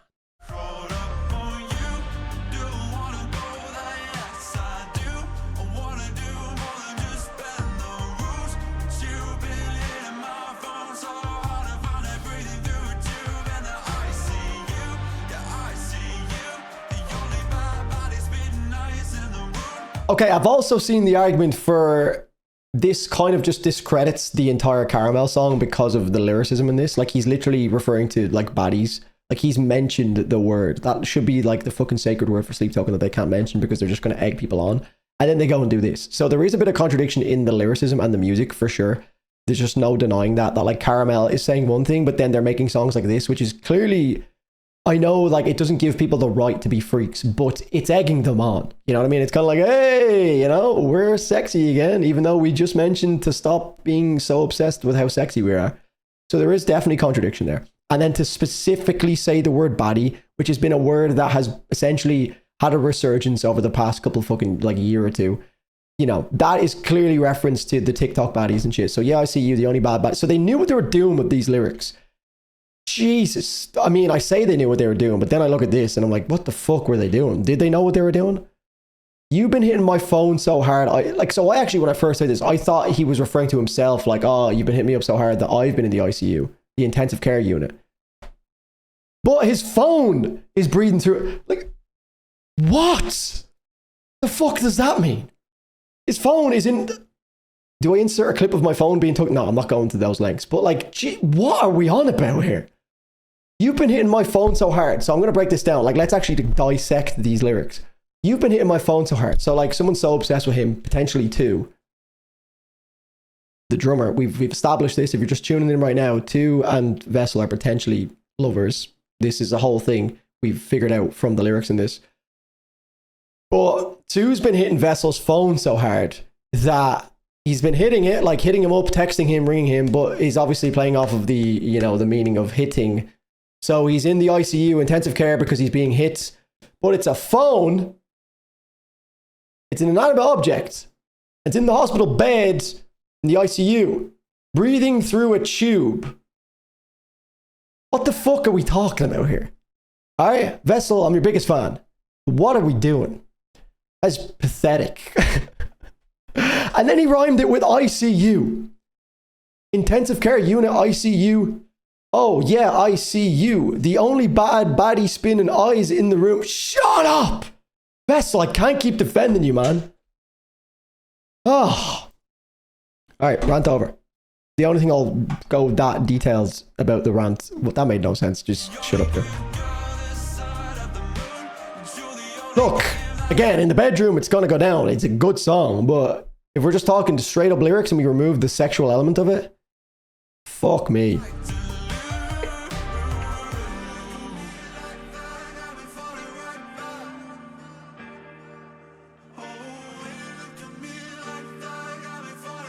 Also, can we just go back to this for I'm not done with this fucking these lines. But you've been hitting my phone so hard, I found it breathing through the tube. Like, did he just walk into an intensive care unit and he's like, oh, there's my phone? Like, why is he there? Like, who passed these lines? But you've been hitting my phone so hard. Like, he's like, ah, fuck, I'm after losing my phone. Do you know where I'll go? The ICU. Ah, there's my phone. Oh, it's because Tu's been hitting it up so much. That's why it's in the intensive care. The more you think about it, the worse it gets. All right, I'm done now.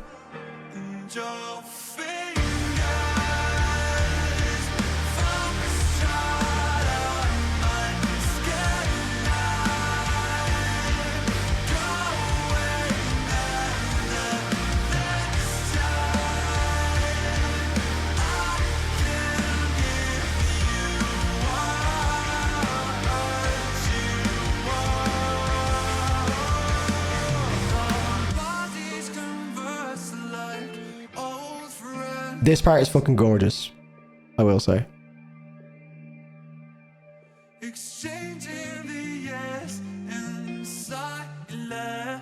How do you go from the other lyrics to this? The like guitar lick as well in the background. Beautiful. Okay, I kind of forgot about this part. I did forget about it.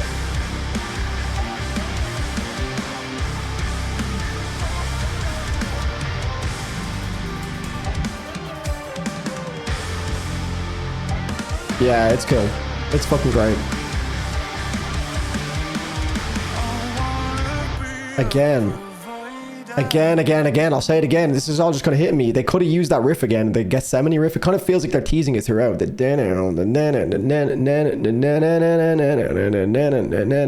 does actually kind of get teased a little bit throughout the album, which is kind of what I'm hearing now.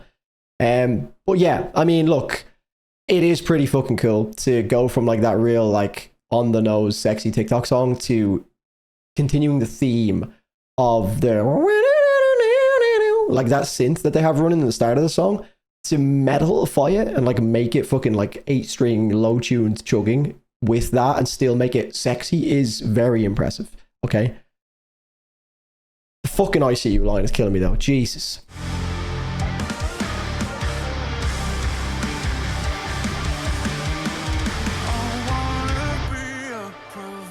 Also, the garner you and silk like a spider is one of the most absurd lines I've ever heard in my life. Like, he's essentially saying, I'm going to ejaculate on your face. I know that's probably not the angle, but like, I mean, they know what they're doing. Okay, look, we're 2 hours deep into this video. If you're still here, it's okay that I can talk like this. Okay, you're a fan.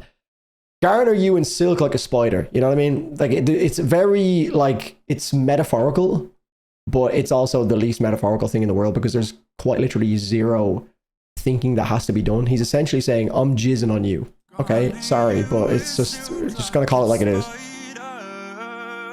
That's what he means like that. You know, obviously he means like, I'm gonna wrap you up. It's like, no, I'm not thinking like that because maybe I'm not a normal human being, but maybe it's me. Maybe it's probably me. Again, he's talking about two in this, which is a whole crazy dynamic.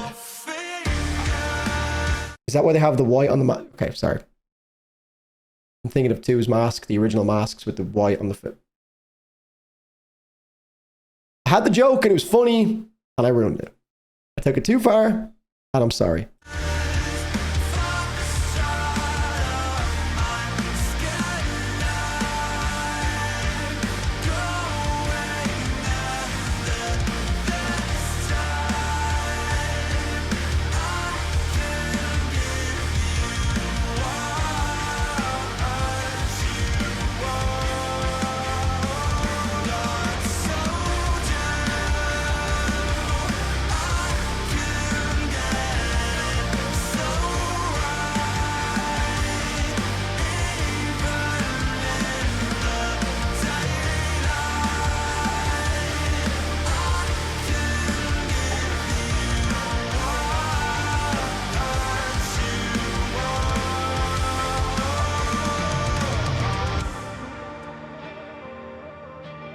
All these synths are just so The Weeknd. They're so okay. What's the most popular couple songs in the last few years?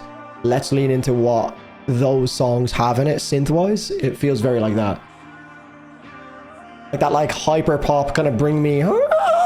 It's like pitch shifted vocals that are just so high pitched, very melodic. Okay, I'm very conscious of this video getting very long, and I need to go to the toilet so bad.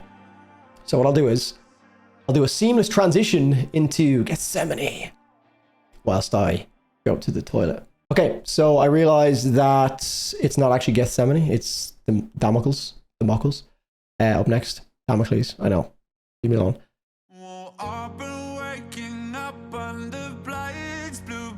What a mixed bag of an album. Jesus Christ.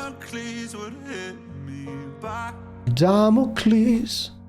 Also, before we go in, I just want to touch on something as well. That was a comment that was brought up multiple times in, I think, my caramel reaction, but I guess it's thematically kind of roughly the same thing they're talking about. But I was kind of like cringing at myself a little bit because I felt like I was comparing myself to Vessel's situation. And a lot of people were like, Drew, don't apologize for being cringe. Like, we all have our own experiences. I wasn't necessarily cringing about the fact that I was talking about my problems. I was just cringing about the fact or the idea that maybe it might come across that I was putting myself on the same pedestal as Vessel. You know what I mean? Like, he's a fucking millionaire rock star. Like, I'm just some bloke sitting in his fucking apartment bedroom. So that was more what I was cringing about. I understand, like, obviously I'm not saying, oh, it's cringe to have issues or it's cringe to have problems, because obviously everyone's problems are relative. But that was just something I wanted to clear up, because I've seen a lot of people saying, like, Drew, it's not cringe to, like, have these issues. And I was like, yeah, no, I completely get it. I just felt a little bit like, am I really comparing myself to, like, a fucking rock star that has millions of people that are, like, so interested in his life and shit? That wasn't the intention. I don't think anyone took it that way, seemingly from their comments, but I think maybe they were interpreted wrong, or I just didn't get my point across very well. But just on the topic of what this song is about, I guess, as well.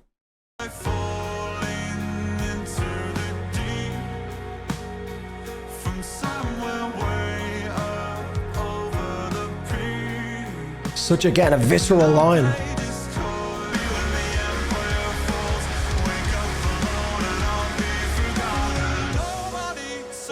The transitions on this album are just unbelievable. Again, to go back to the topic that we're going to touch on at the end with how metal this album is from a percentage standpoint, I would have included all those moments that we just heard there, the kind of like climactic moments of the song. Although it's not as metal as some of the other songs, I think the drumming with the guitars aren't the most low tune that we've heard from them. They could potentially be on a rock song, but I think just the combination of the two makes it very metal. Like, two is going absolutely fucking nuts. So Now we're on to Gethsemane, which is, I don't have much to say about Damocles. Obviously, that was a single that we've touched on so many times. It's very emotional, but Gethsemane is a track that I could probably talk a lot about. But yeah, let's go. Again, it's kind of like a, again, when I heard all this, when I was first listening to it, I was like, maybe this is just a bad recording that I got. Because again, I listened to it on a fucking Google Drive the day before it came out.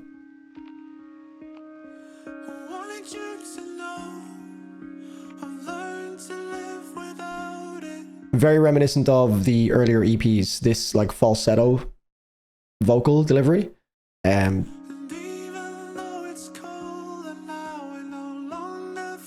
This song got me.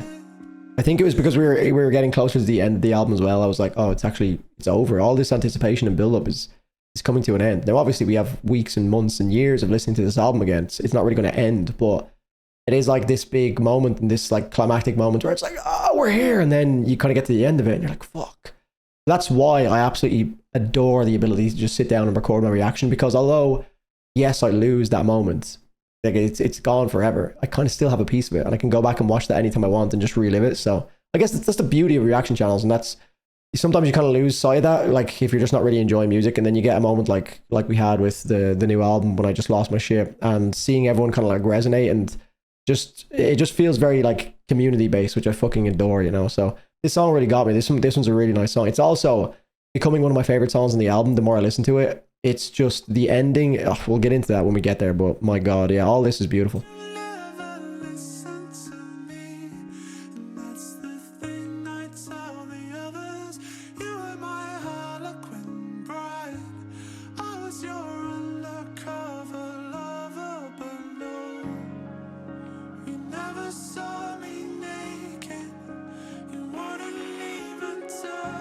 There's like an interesting production element. There's like this weird distortion on them. Again, sorry if you're annoyed by me doing this, but again, just check the full album reaction. I don't do any of the pausing.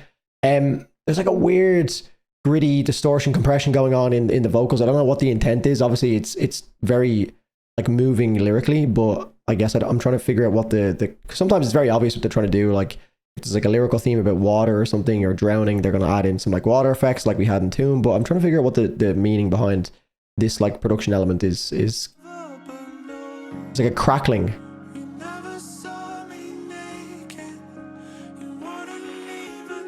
It's very odd, isn't it?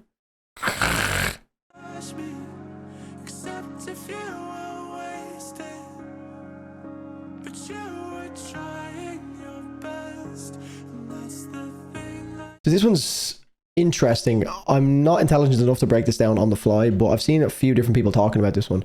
I was your undercover lover, but no, I think I've seen vaguely that it's about someone who's dealing with addiction and being in a relationship with someone who's in an addiction. So let me even just read it.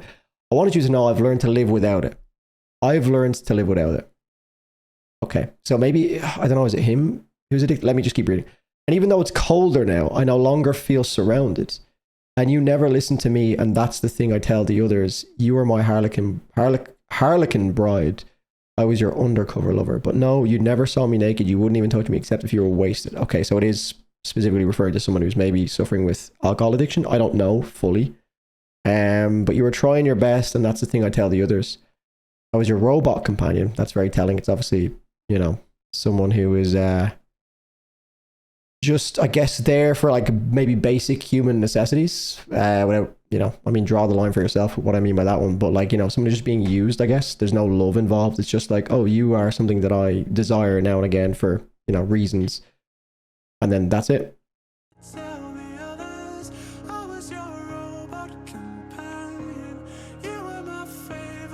Robot companion is, again, I thought he was going to say cousin at the end of this. I was like, well, I'm out of Sleep Token, but he says color, which is a beautiful line, but I just can't help but think of cousin every time I hear that. Maybe that's on me. It definitely is on me. I'm a freak. But cousin.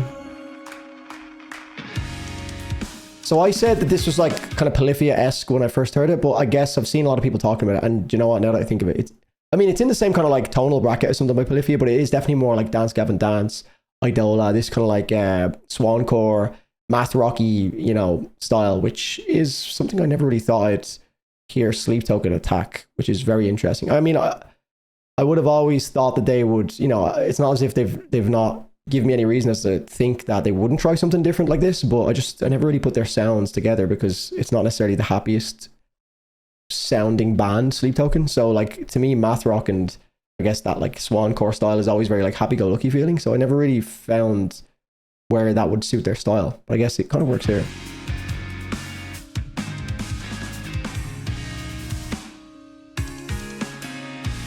All the like harmonics and stuff is very like, I guess, Polyphia to a certain extent.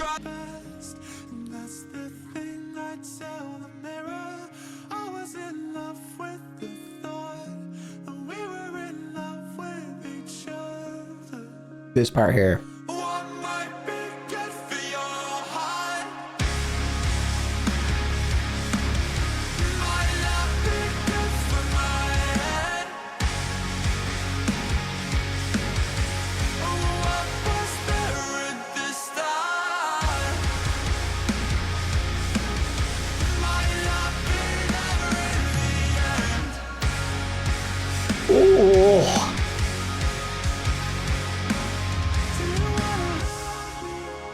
There can be again.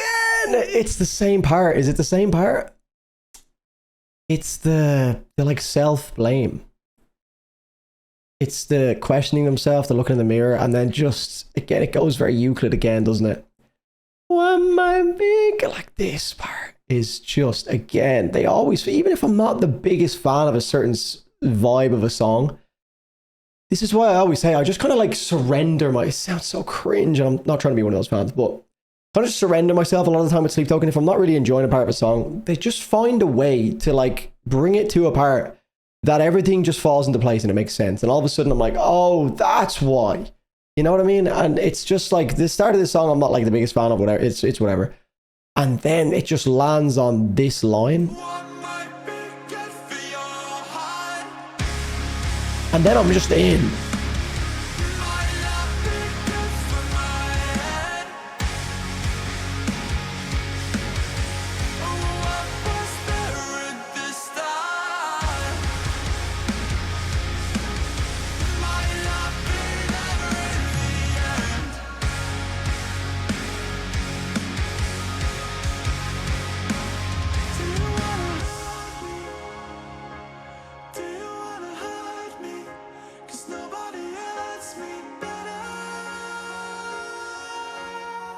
And then this, just this fucking moment.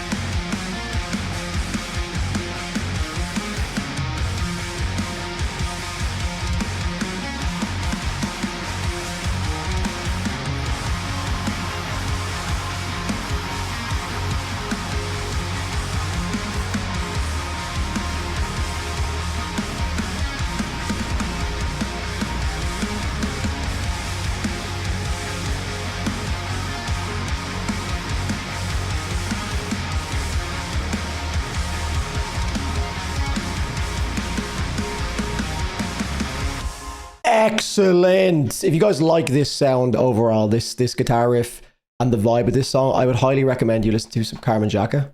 This is very Carmen Jacka-esque. Carmen Jacka have been described as like kind of fucking metal music for like a spa day. Like if you were imagining what kind of metal music should be played in a spa, like where you go and relax, perfect description of it. It's like spa thal metal music. Carmen Jacka have a lot of riffs that sound quite similar to that. They're just like really drawn out, long, cool, progressive riffs, and they're fantastic. So if you're into that kind of stuff, it just instantly, I was like, oh, this is kind of Carmen Jacka. They're a very small band, so it's kind of cool, the idea that maybe Sleep Token were maybe taking some inspiration from them. I don't know, but I think a meta point about this whole part. There's someone driving outside, might be quite loud, sorry. A meta point about this whole section, and I think this really nails on the point in this song and the next song as well, is that yes, maybe overall Sleep Token's heaviness has maybe died down a bit. They're like, this album is definitely not their heaviest by any stretch. Well, no, do you know what? That's wrong. This album probably, I'd love to get the statistics on this, because I actually have a statistic for this album, like an actual percentage of how much of it is quote unquote metal.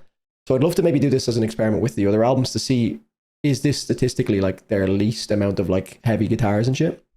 But the point I'm trying to make is, I guess there's so many different genres that are blended into this that obviously it kind of, on a first listen, it does feel like it's the least amount of heavy music and like metal moments there is in it, which isn't a bad thing, but it also in a way is a good thing for when those heavy moments land. Like I mentioned throughout, there was a few riffs in there that felt like they could have kind of continued the way this riff does, but because they kind of tease it a little bit throughout with certain songs, it just hits so much harder when you finally get it. And they clearly are aware of that when they're writing this album, because the way they let that riff play out, it just kind of lets you soak in it for a bit. It's not like this drips and drabs of heaviness. It's okay, we've been trying different things, and we've been, doing different compositional things and making really fun, like creative experimental music.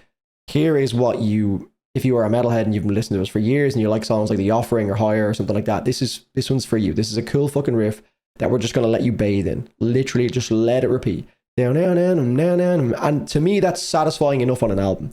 I don't need it to be heavy for the whole thing, because it just, the heavier something is consistently, I guess there's like this diminishing returns where if everything is heavy, then nothing really feels that heavy. But the heavier moments in this album are so well constructed that they are very heavy, don't get me wrong. Like Infinite Baths is probably one of the heaviest moments they've ever written.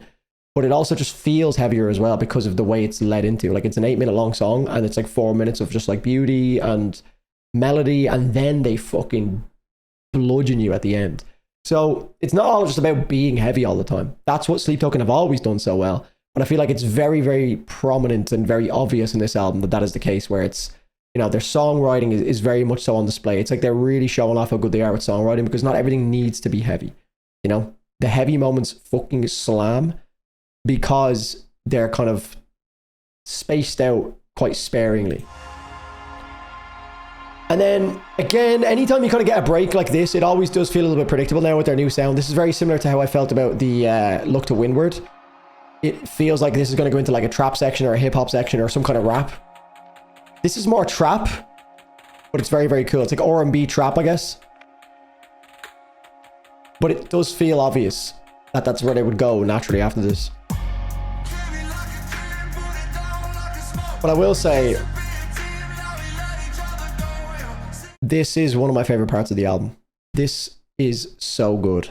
I fucking adore this entire thing. All from here. Like, I love the riff and everything. Obviously, start of the song is very sad and emotional. This is definitely one of the best songs in the album for sure. But this moment in particular, all this,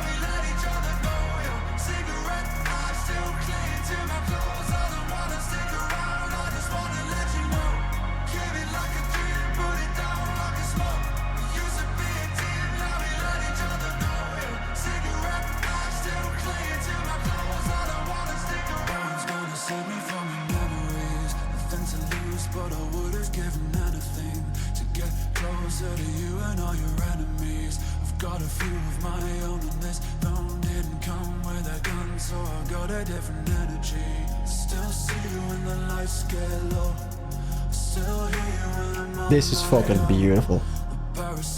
This part though,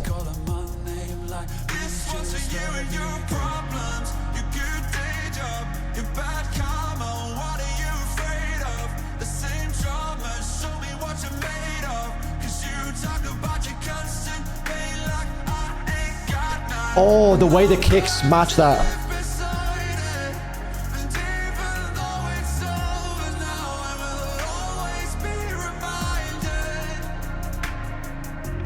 That is fucking phenomenal. And it's moments like this in the album that make it so good for me.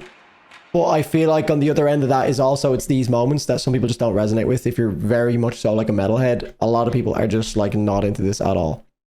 So there's this dichotomy with this album, which is why I think it's going to be so divisive, and it has been so divisive. I've seen people saying it's the best thing they've ever done. I've seen people saying it's fucking pathetic and it's the worst thing they've ever made. I've seen people say that it's like slightly better than Taking Me Back to Eden.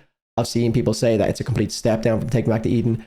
But the one thing is, it's got people fucking talking, as they always do. And I think this part is just absolutely brilliant. Like, their songwriting and Vessel's flow is just fucking phenomenal. The fact that he's doing like what hip-hop bands and R&B artists and, you know, hip-hop artists, rappers do as their main thing, he's doing that as like one of the fucking 9 things. Like, Vessel is like an army knife. He's just got like, okay, I can do this, I can do this, I can do this, I can do this, and he's doing it to like a fucking insanely high standard. Like, his singing is phenomenal, his rapping and his flow, his lyricism when he raps, specifically when he raps, is a bit, you know, we've had that discussion about the ICU.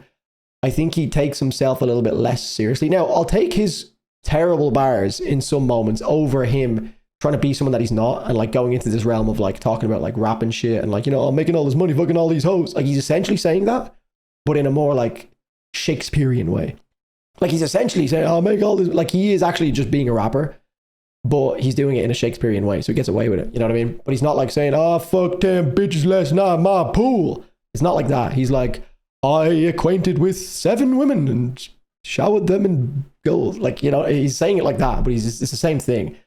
What the fuck am I on about? I don't know. But that is just so fucking good. The falsetto moment, again, the grittiness that I talked about in the Even in Arcadia title track, where it goes like Dermot Kennedy-esque, that is present in this as well. And it's just so fucking sexy. It is so sexy. I absolutely love it. There's metal in this song. There's emotion in this song. There's trap elements in this song. There's hip hop elements in this song. And it all works. Again, we start on this sad song. We end on this like fucking kind of badass, sexy, you know, cool guy vibe. But also in the middle of that, we had all this fucking, you know, crazy release of energy with the guitar riff.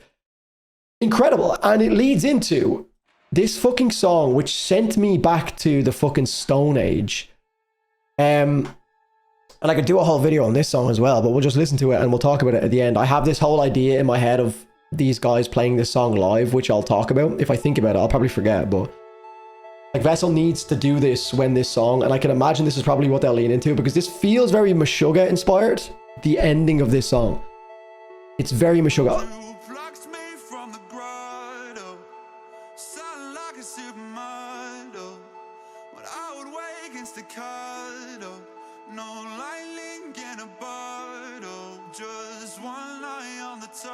Well, jump scare. Sorry about that.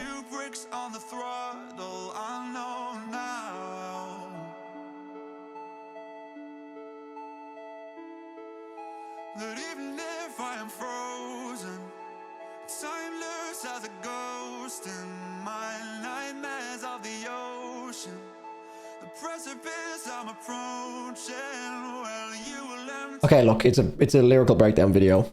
We're going into it. I'm not gonna not pause. We're already 2 hours deep. When you pluck me from the grotto, silent like a supermodel. Again, I'm sure there's some meaning there, but it's just a bit like silent like a supermodel. What the fuck does that mean? When I would wake in staccato. Now, this is where he's good. When I would wake in staccato. So, I mean, staccato to me is obviously the musical reference, but I guess to get an actual definition, staccato is performed with each note sharply detached or separately from the other. So I guess like you could have like a staccato riff where it's dun, dun, dun, dun, dun, like there's no resonance in the note. It's not like bang. It's sharp like dun, dun, dun, dun, dun, dun, staccato. So when I would wake in staccato is a very interesting way of saying like sharply. So like, again, you could say when I would wake sharp, or when I would wake up quickly, like you could say that, but no, he's using very, very like unique. And this is what I mean. He's a fantastic lyricist when he wants to be, but then he's also ICU line or silent like a supermodel. Like, what the fuck does that mean? Silent like a supermodel. Like, he just says certain things that I'm like, brother, for a line that follows being directly after this, that is so good, to say that is just mind blowing to me. But you know, the dichotomy of Vessel.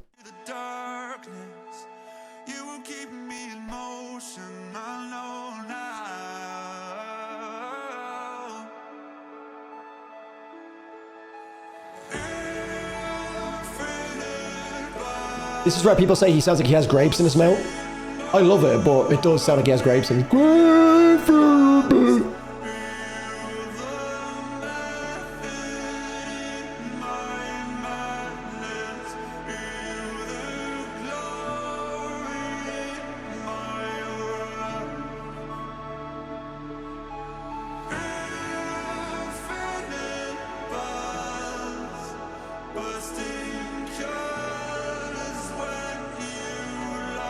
That is a beautiful line.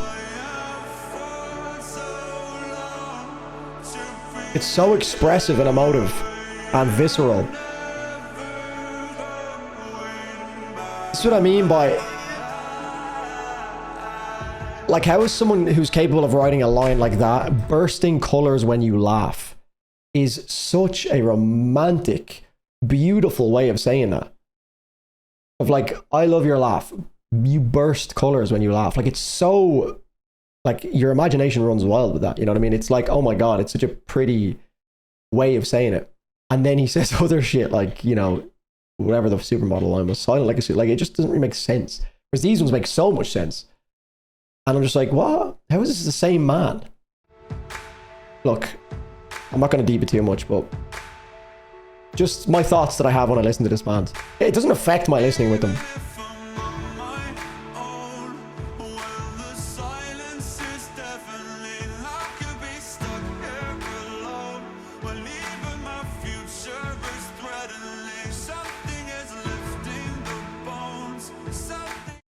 Even if I'm on my own when the silence is deafening, even if I'm on my own when the silence, so he's on his own and the silence is deafening, I could be stuck here alone when even my future is threatening. Anyone? So even if he's on his own when the silence is deafening, that makes sense. And then he says, I could be stuck here. What the am I just not picking up on that? When the silence is deafening, I could be stuck. I guess it's like a different, he's like almost starting a new phrase. Maybe it just doesn't look right because of the way it's like.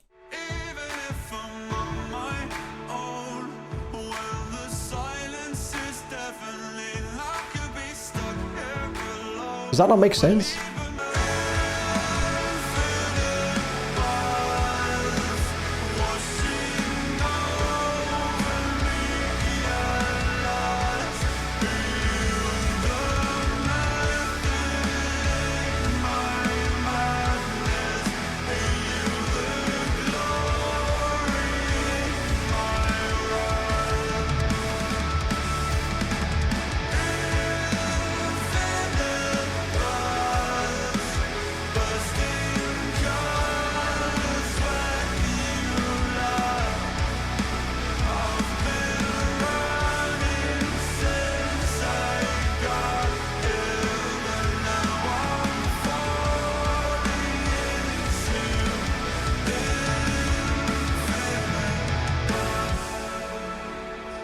So this part is really, really cool as well.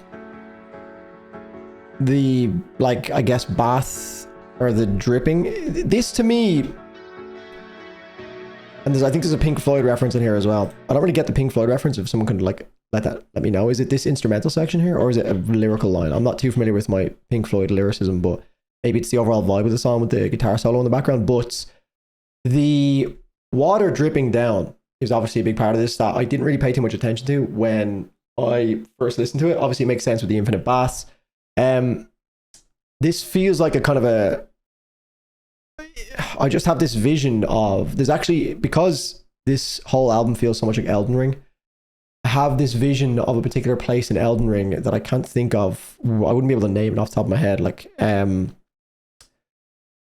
it's like a cave that leads out into one of the many beautiful places in Elden Ring. And I just have this vision of like water dropping in a cave and he's like emerging into this beautiful world. That again comes from the most simplest of things. Well, not the simplest of things. I'm sure there's a lot of thought that goes into it, but sometimes the smallest details make the biggest difference in songs like this because it's just water dripping that just instantly takes you out of it just being a song and it transports you into this world. That's why producers are so important to get right, because it's giving you that opportunity to kind of be transported away from just purely a musical thing. It brings you into another world and it makes it so much more, I guess it transforms it, makes it so more Makes it so much more engaging.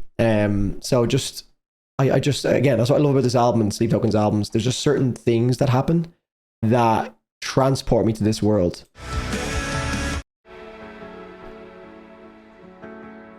It's almost like after all the chaos that we've had and the ups and downs of the album, it's like, okay, now we're here. It's like, you know, waking up. It's like a movie scene, you know? It's very cinematic. And then walking out and realizing, oh my God, we're here. We made it, you know? I don't know where that is, but it's just, that's the vision I get, you know? And then he's like discovering birds for the first time. There's like things happening around him that are like, you know, that's where my imagination goes.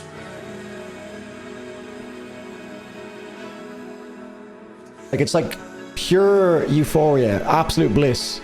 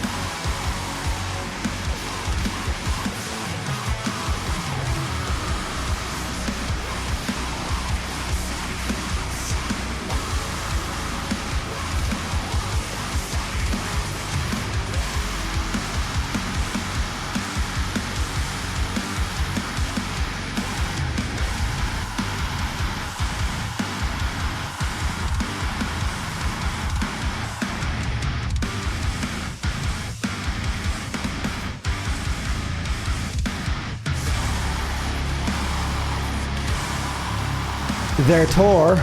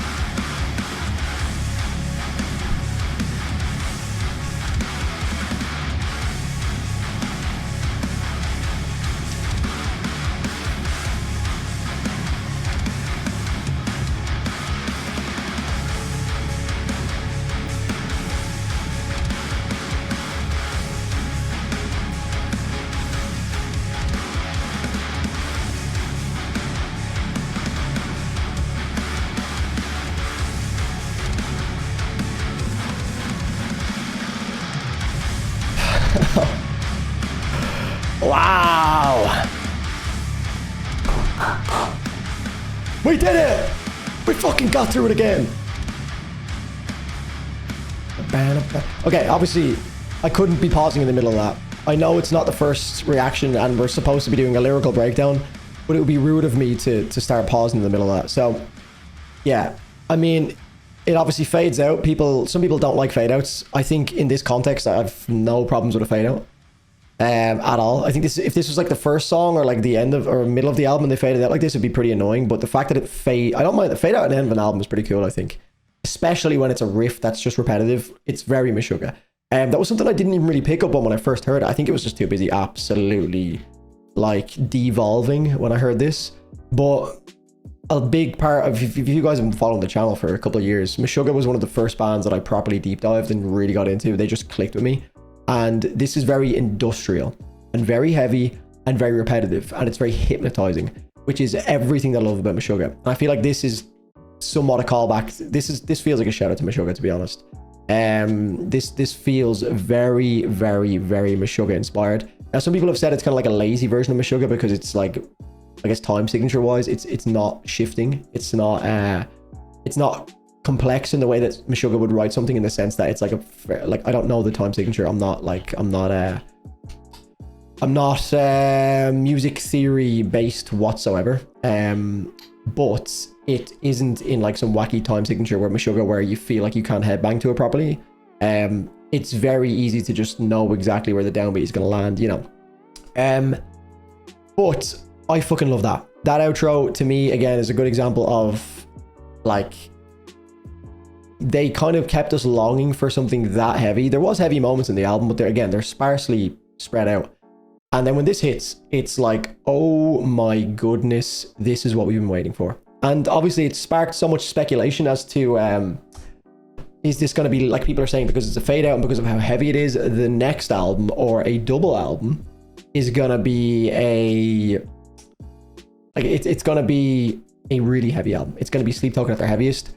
I am so down for that, because people are saying like, oh, it's only a 10-track album. The last two have been 12-track albums, and all of a sudden they're doing 10, and it just feels like this is kind of leading into something. It's similar to us. It's like, it's nothing like they've ever done before. Like they've never really ended this heavy. So it's interesting. I could talk about this song all day. It is wild. It's fucking so heavy.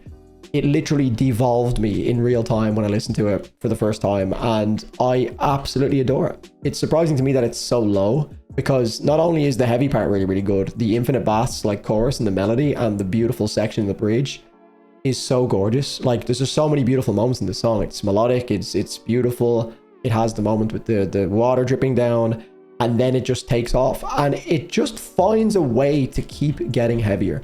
Like there's a moment at like the 6-minute mark where it feels like we've peaked heaviness, and it drops like 4 times after that. It just keeps going, and it's just so cool to hear a band that have done like songs like fucking Caramel and Provider and Dangerous to just finish off with the most brutal ending to a song ever.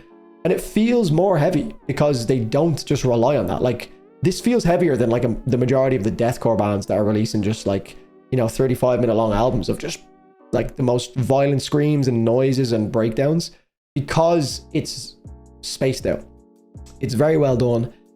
Compositionally, the album it's an interesting one, because I don't know if the flow of it is a bit all over the place. I don't know if it flows very well. I wouldn't say that Sleep Token's albums have ever been like the best flow wise. I think of bands like Loathe or something like that, that like their last album that was also produced by George Lever, who we talk about in detail with in that podcast, so keep an eye out for the podcast.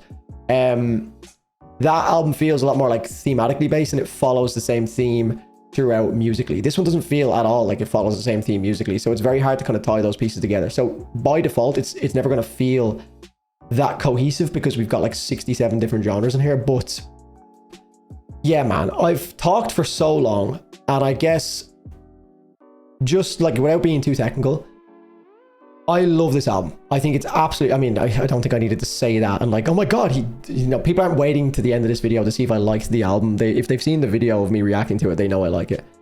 Do I like it more than Taking Back to Eden? Because Taking Back to Eden was my album of the year in 2023. I don't know yet. It would be unfair to, I think, even speculate on that right now, because I've had like 2 years with Taking Back to Eden, and this one's only been out a couple of days. Right now, I fucking adore this album. I think it's absolutely brilliant. I'm kind of in this weird stage where I've listened to it so much over the last couple of days with like my own listening and then making content around it as well. It feels like I'm kind of like, I need to just step away from the album for a bit. So this is why I wanted to just get this video out of the way. We're also going to talk about it on the Metal Round the podcast on Friday, specifically about this album, not with George, just myself, Bourbon, Steve. We're going to talk about it in detail. So obviously subscribe to the Metal Round the podcast. But my opinions of this album is I absolutely adore it. I don't necessarily care that Sleep Token are not like a quote-unquote metal band anymore. Not that they maybe ever were. We'll talk about that in a second. I'm not going to forget about that. We have statistics to dive into. But I just love it. I love it. You've seen my reactions throughout. Like, it doesn't bother me that there's like 17 different genres in it. It doesn't bother me that it's maybe a little bit more poppy than Taking Back to Eden. All I give a fuck about is that there's good music. Will this be my album of the year? Probably. Like, just like, I know it could probably serve me well to be like, oh, there's other albums that could be in contention. There's not any band that does this to me. There's no band that makes me feel this way. There's no band that gets that emotion out of me. There is no band that gets me like waking up at fucking 5 o'clock in the morning to upload a video. There's no band that gets me like drinking by myself. Okay, that's a lie. There's a lot of bands that get me drinking by myself, but there's very few bands that'll get me drinking by myself on a Thursday at like 6 p.m. and then uploading a video and staying up until like fucking 2 a.m. and then waking up at 5 to upload it and then spending the whole next day doing like short form content. Very few bands. There's just something about this whole band experience, especially because of all of the other like surrounding things that don't have anything to do with the music, like the lore and the stratospheric rise that has happened over the past couple of years. And being so deeply involved with all of that as it's happening, it has just been so satisfying, rewarding, and then also getting the feedback from you guys that have really enjoyed the content and people have really been reaching out and connecting. It's just been the most fucking overwhelming experience ever. So like, from my very small point of view, like someone who's just covering this album, the love has been insane and it's overwhelming. So it helps me connect with the songs a little bit more as well, like Caramel and Damocles, because Jesus Christ, if I'm feeling like that overwhelmed feeling, I can only imagine. Especially people that have actually gone out of their way to be anonymous. Like I've come on YouTube as my full name, Drew Fortune, and I've showed my face for like 6-7 years. So like I'm opening myself up to that. So I guess it should be easier in theory for me to take in that overwhelming feeling. But for these guys who are intentionally going out of their way to remain anonymous for good reason, I'm sure, I can't even imagine what having like 9 million monthly listeners on Spotify is like, and just everything else that comes with that, like just the amount of money that's just flooded into their bank account all of a sudden, whilst also trying to like, they like probably live like, you know, for the last couple of years, I don't know what their living situation is, but like, you know, all of a sudden they're living in like their parents' house and or like, you know, the council estate. I don't fucking know where they live, but like, and all of a sudden they've just now got like hundreds of thousands, millions sitting in their account, and they're insanely famous in a weird way, but also not really. So it's kind of like, it's just a fascinating concept. So there's just so much more than just the music tied into this album. Musically, there's some dull moments in this for sure, but even the dull moments I think are far more entertaining than a lot of the music that is out there at the moment in the metal space, pop music space. Even when Sleep Token are being quite like boring or predictable, it's still very entertaining to me. So this will probably end up being my album of the year just because of how unique it is. There's very few bands that are just pulling this off. There's literally no other bands that are pulling this off. The next couple of years, we're going to see a lot more bands doing this, and it's going to be very obvious when they're doing it, and it won't have the same impact. So I think it's going to be so interesting to see how things unfold over the next couple of months. Is there going to be a double album? If there is, Jesus Christ. It would feel odd from because of the magnitude that they're at now. They've obviously made so much money from this album, like it's absurd, and RCA are probably licking their lips with this. They obviously invested a lot, and they've given Sleep Token a lot of rights with the music as well. Like it's literally under exclusive license from Sleep Token, the RCA records. So like you never see that. RCA records under exclusive license. So Sleep Token are like licensing their product to RCA, whilst also probably receiving the fattest, you know, sign up bag you've ever seen in your life. So they've just got the fucking music industry in a chokehold, pardon the pun.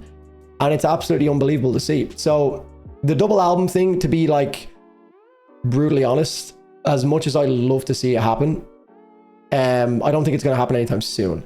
I think it's definitely possible that their next album would be very heavy, but from like a business standpoint, I think they're too big now to just like drop another album out of the blue or start another album cycle. Because I think the new album, when they drop it, will have less time. If they're to do it in like a month's time or like two, whenever the next eclipse is or whatever they're planning on doing, if they're to do that, part of what made this album so special is like that build up, and they won't have that same build up, and I think people will be less interested. People will still be interested, don't get me wrong, because it'll be fascinating to see a band of this stature drop another album. There is like this double-edged sword element to it, because they've done that in the past with Taking Back to Eden, where they just dropped singles back to back, which is like, I guess, a no-go area in like traditional music release format, where you're like, you don't drop music like that. You don't drop a song day by day, because it's like you want to give one single the time to grow and then another single the time to grow. Whereas Sleep Token were like, okay, we're dropping 2 singles back to back, then we're giving you 2 weeks off, 2 singles again, and then we're just going to randomly put them out. It was like, it was such an absurd way to drop it. So if there was ever a band that was going to do that with an album, where they would just drop another album in a couple months time without really any like telling anyone about it, it would blow the internet. Like the internet would explode. But I just think from like a financial standpoint, I don't think they're in the same position where before Taking Back to Eden, they were not anywhere near the level of like stratosphere that they've gone to now. So they could kind of afford to take risks and just say, okay, well, we've made this fantastic album, let's just drop it, because they needed the marketing at that point to a certain degree. This time they don't need the marketing. They've cracked the code. They have fucking 9 million monthly listeners, and they have people eating out of the palm of their hand. It's like they're so set. So it'll just be so interesting. I mean, I'd love to hear some theories in the comments. My voice is going to go. So before it does, I'm going to direct you over to what I've been talking about, which is ChatGPT. Okay. Now I have, there's my mush. I have basically, now I realized in the middle of all this that I missed a part in Gethsemane. I missed the first moment where the guitars come in, but add like another % or two onto this. But basically, I've asked ChatGPT, after listening to the songs myself and taking down all of the moments with the guitars where it's only distorted guitars, because I wanted to get like an idea of like whether or not this album could be considered metal music, and, you know, talking about the whole conversation. I asked ChatGPT basically, you know, how can we find out what percentage of this album is metal? And, you know, this is what I said. Some songs have multiple moments of distorted guitars, so the format will look roughly like this. So here we go. I gave all the information. Add on another couple seconds to Gethsemane. I forgot there's a moment at like the 2-minute mark as well, so I just realized that when we were doing all this. And basically, look, I'm being so polite to AI. Look at me go. Yes, please. I would love a breakdown. Little wink there. Oh, you can't see that. I would love a breakdown. Here's a full breakdown. So let's start from here. So Infinite Baths is the song, to no one's surprise, is 235 seconds of the album, which is 6.92% of the entire album is heavy, like disgustingly heavy. Emergence is 122 seconds, it's 3.59%. Look to Windward is 101 seconds, 2.98%. Caramel is 100 seconds, 2.95%. Dangerous is 73 seconds of heaviness, 2.15%. Damocles, 60 seconds is 1.77%. Again, this is a percentage of the entire album, not the song. Gethsemane, this is wrong. It's probably closer to like 1 minute 10 seconds, 1 minute 20 seconds. So it should be a little bit higher. It won't really affect the final result, but just keep that in mind. Provider, 42 seconds, which is 1 minute and 24 seconds, or 1.24% of the entire album. Then Past Self and Even in Arcadia do not have any metal by my standards with the distorted guitars coming in. It has none of those moments. So the final answer is, wait, it gave me the answer up here. You've probably already seen it. I've ruined it. Sorry. The total time that distorted guitars appear in Even in Arcadia is 784 seconds, which is 23.1% of the album's full length. So there's 23.1% of moments that are, by my definition, very metal. Like where it's undeniably metal, where there's like a 7-string or 8-string guitar playing riffs, playing breakdowns, playing chugs, playing just particular notes that are so low tuned that you wouldn't hear them in rock music or pop music. So it like has to be metal. So make of that what you will. It's probably closer to 24% based on the fact that I fucked up with Gethsemane, but it's around a quarter of the album is actually just balls to the wall heaviness. Obviously there is other factors. The drumming can play a part. The vocals obviously play a part, but it's very hard to like really figure out exactly what percentage is. So just an interesting little thought. But that's about it, man. I mean, does it really matter if they're metal or not? Not to me. It doesn't really. I don't give a fuck what the genre is. They're genreless as far as I'm concerned. But I guess just to answer that question, we now have some, I guess, actual like statistics to back it up. 23.1% roughly, give or take, of the album is like filthy distortion.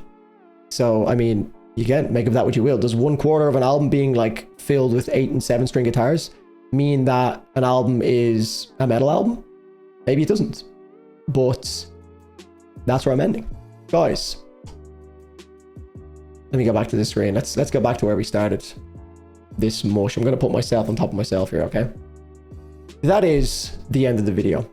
I think this is like almost a 3-hour video, so my head's a bit gone, as you can imagine. I started this at 10:30. It's now 1:15. So if you did enjoy this, then thank you so much for making it this far. Jesus, if you've made it this far, thanks for putting up for me, putting up with me. I'll do the shameless Patreon plug again. If you have enjoyed my coverage of this album and any future content that we'll get, any support on Patreon will be much appreciated. It's not just the Sleep Token content.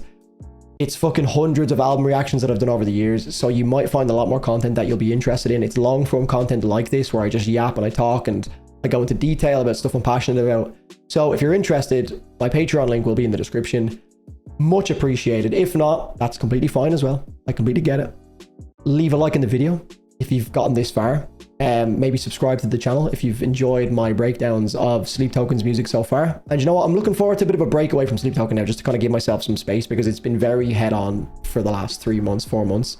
And yeah, that's all from me, guys. Thank you so much for watching, supporting, commenting, liking, viewing. Everything has been, it's been a whirlwind. It's been mad. It's been overwhelming, but I feel the love, and I hope you guys enjoy this content, and we'll be back for more.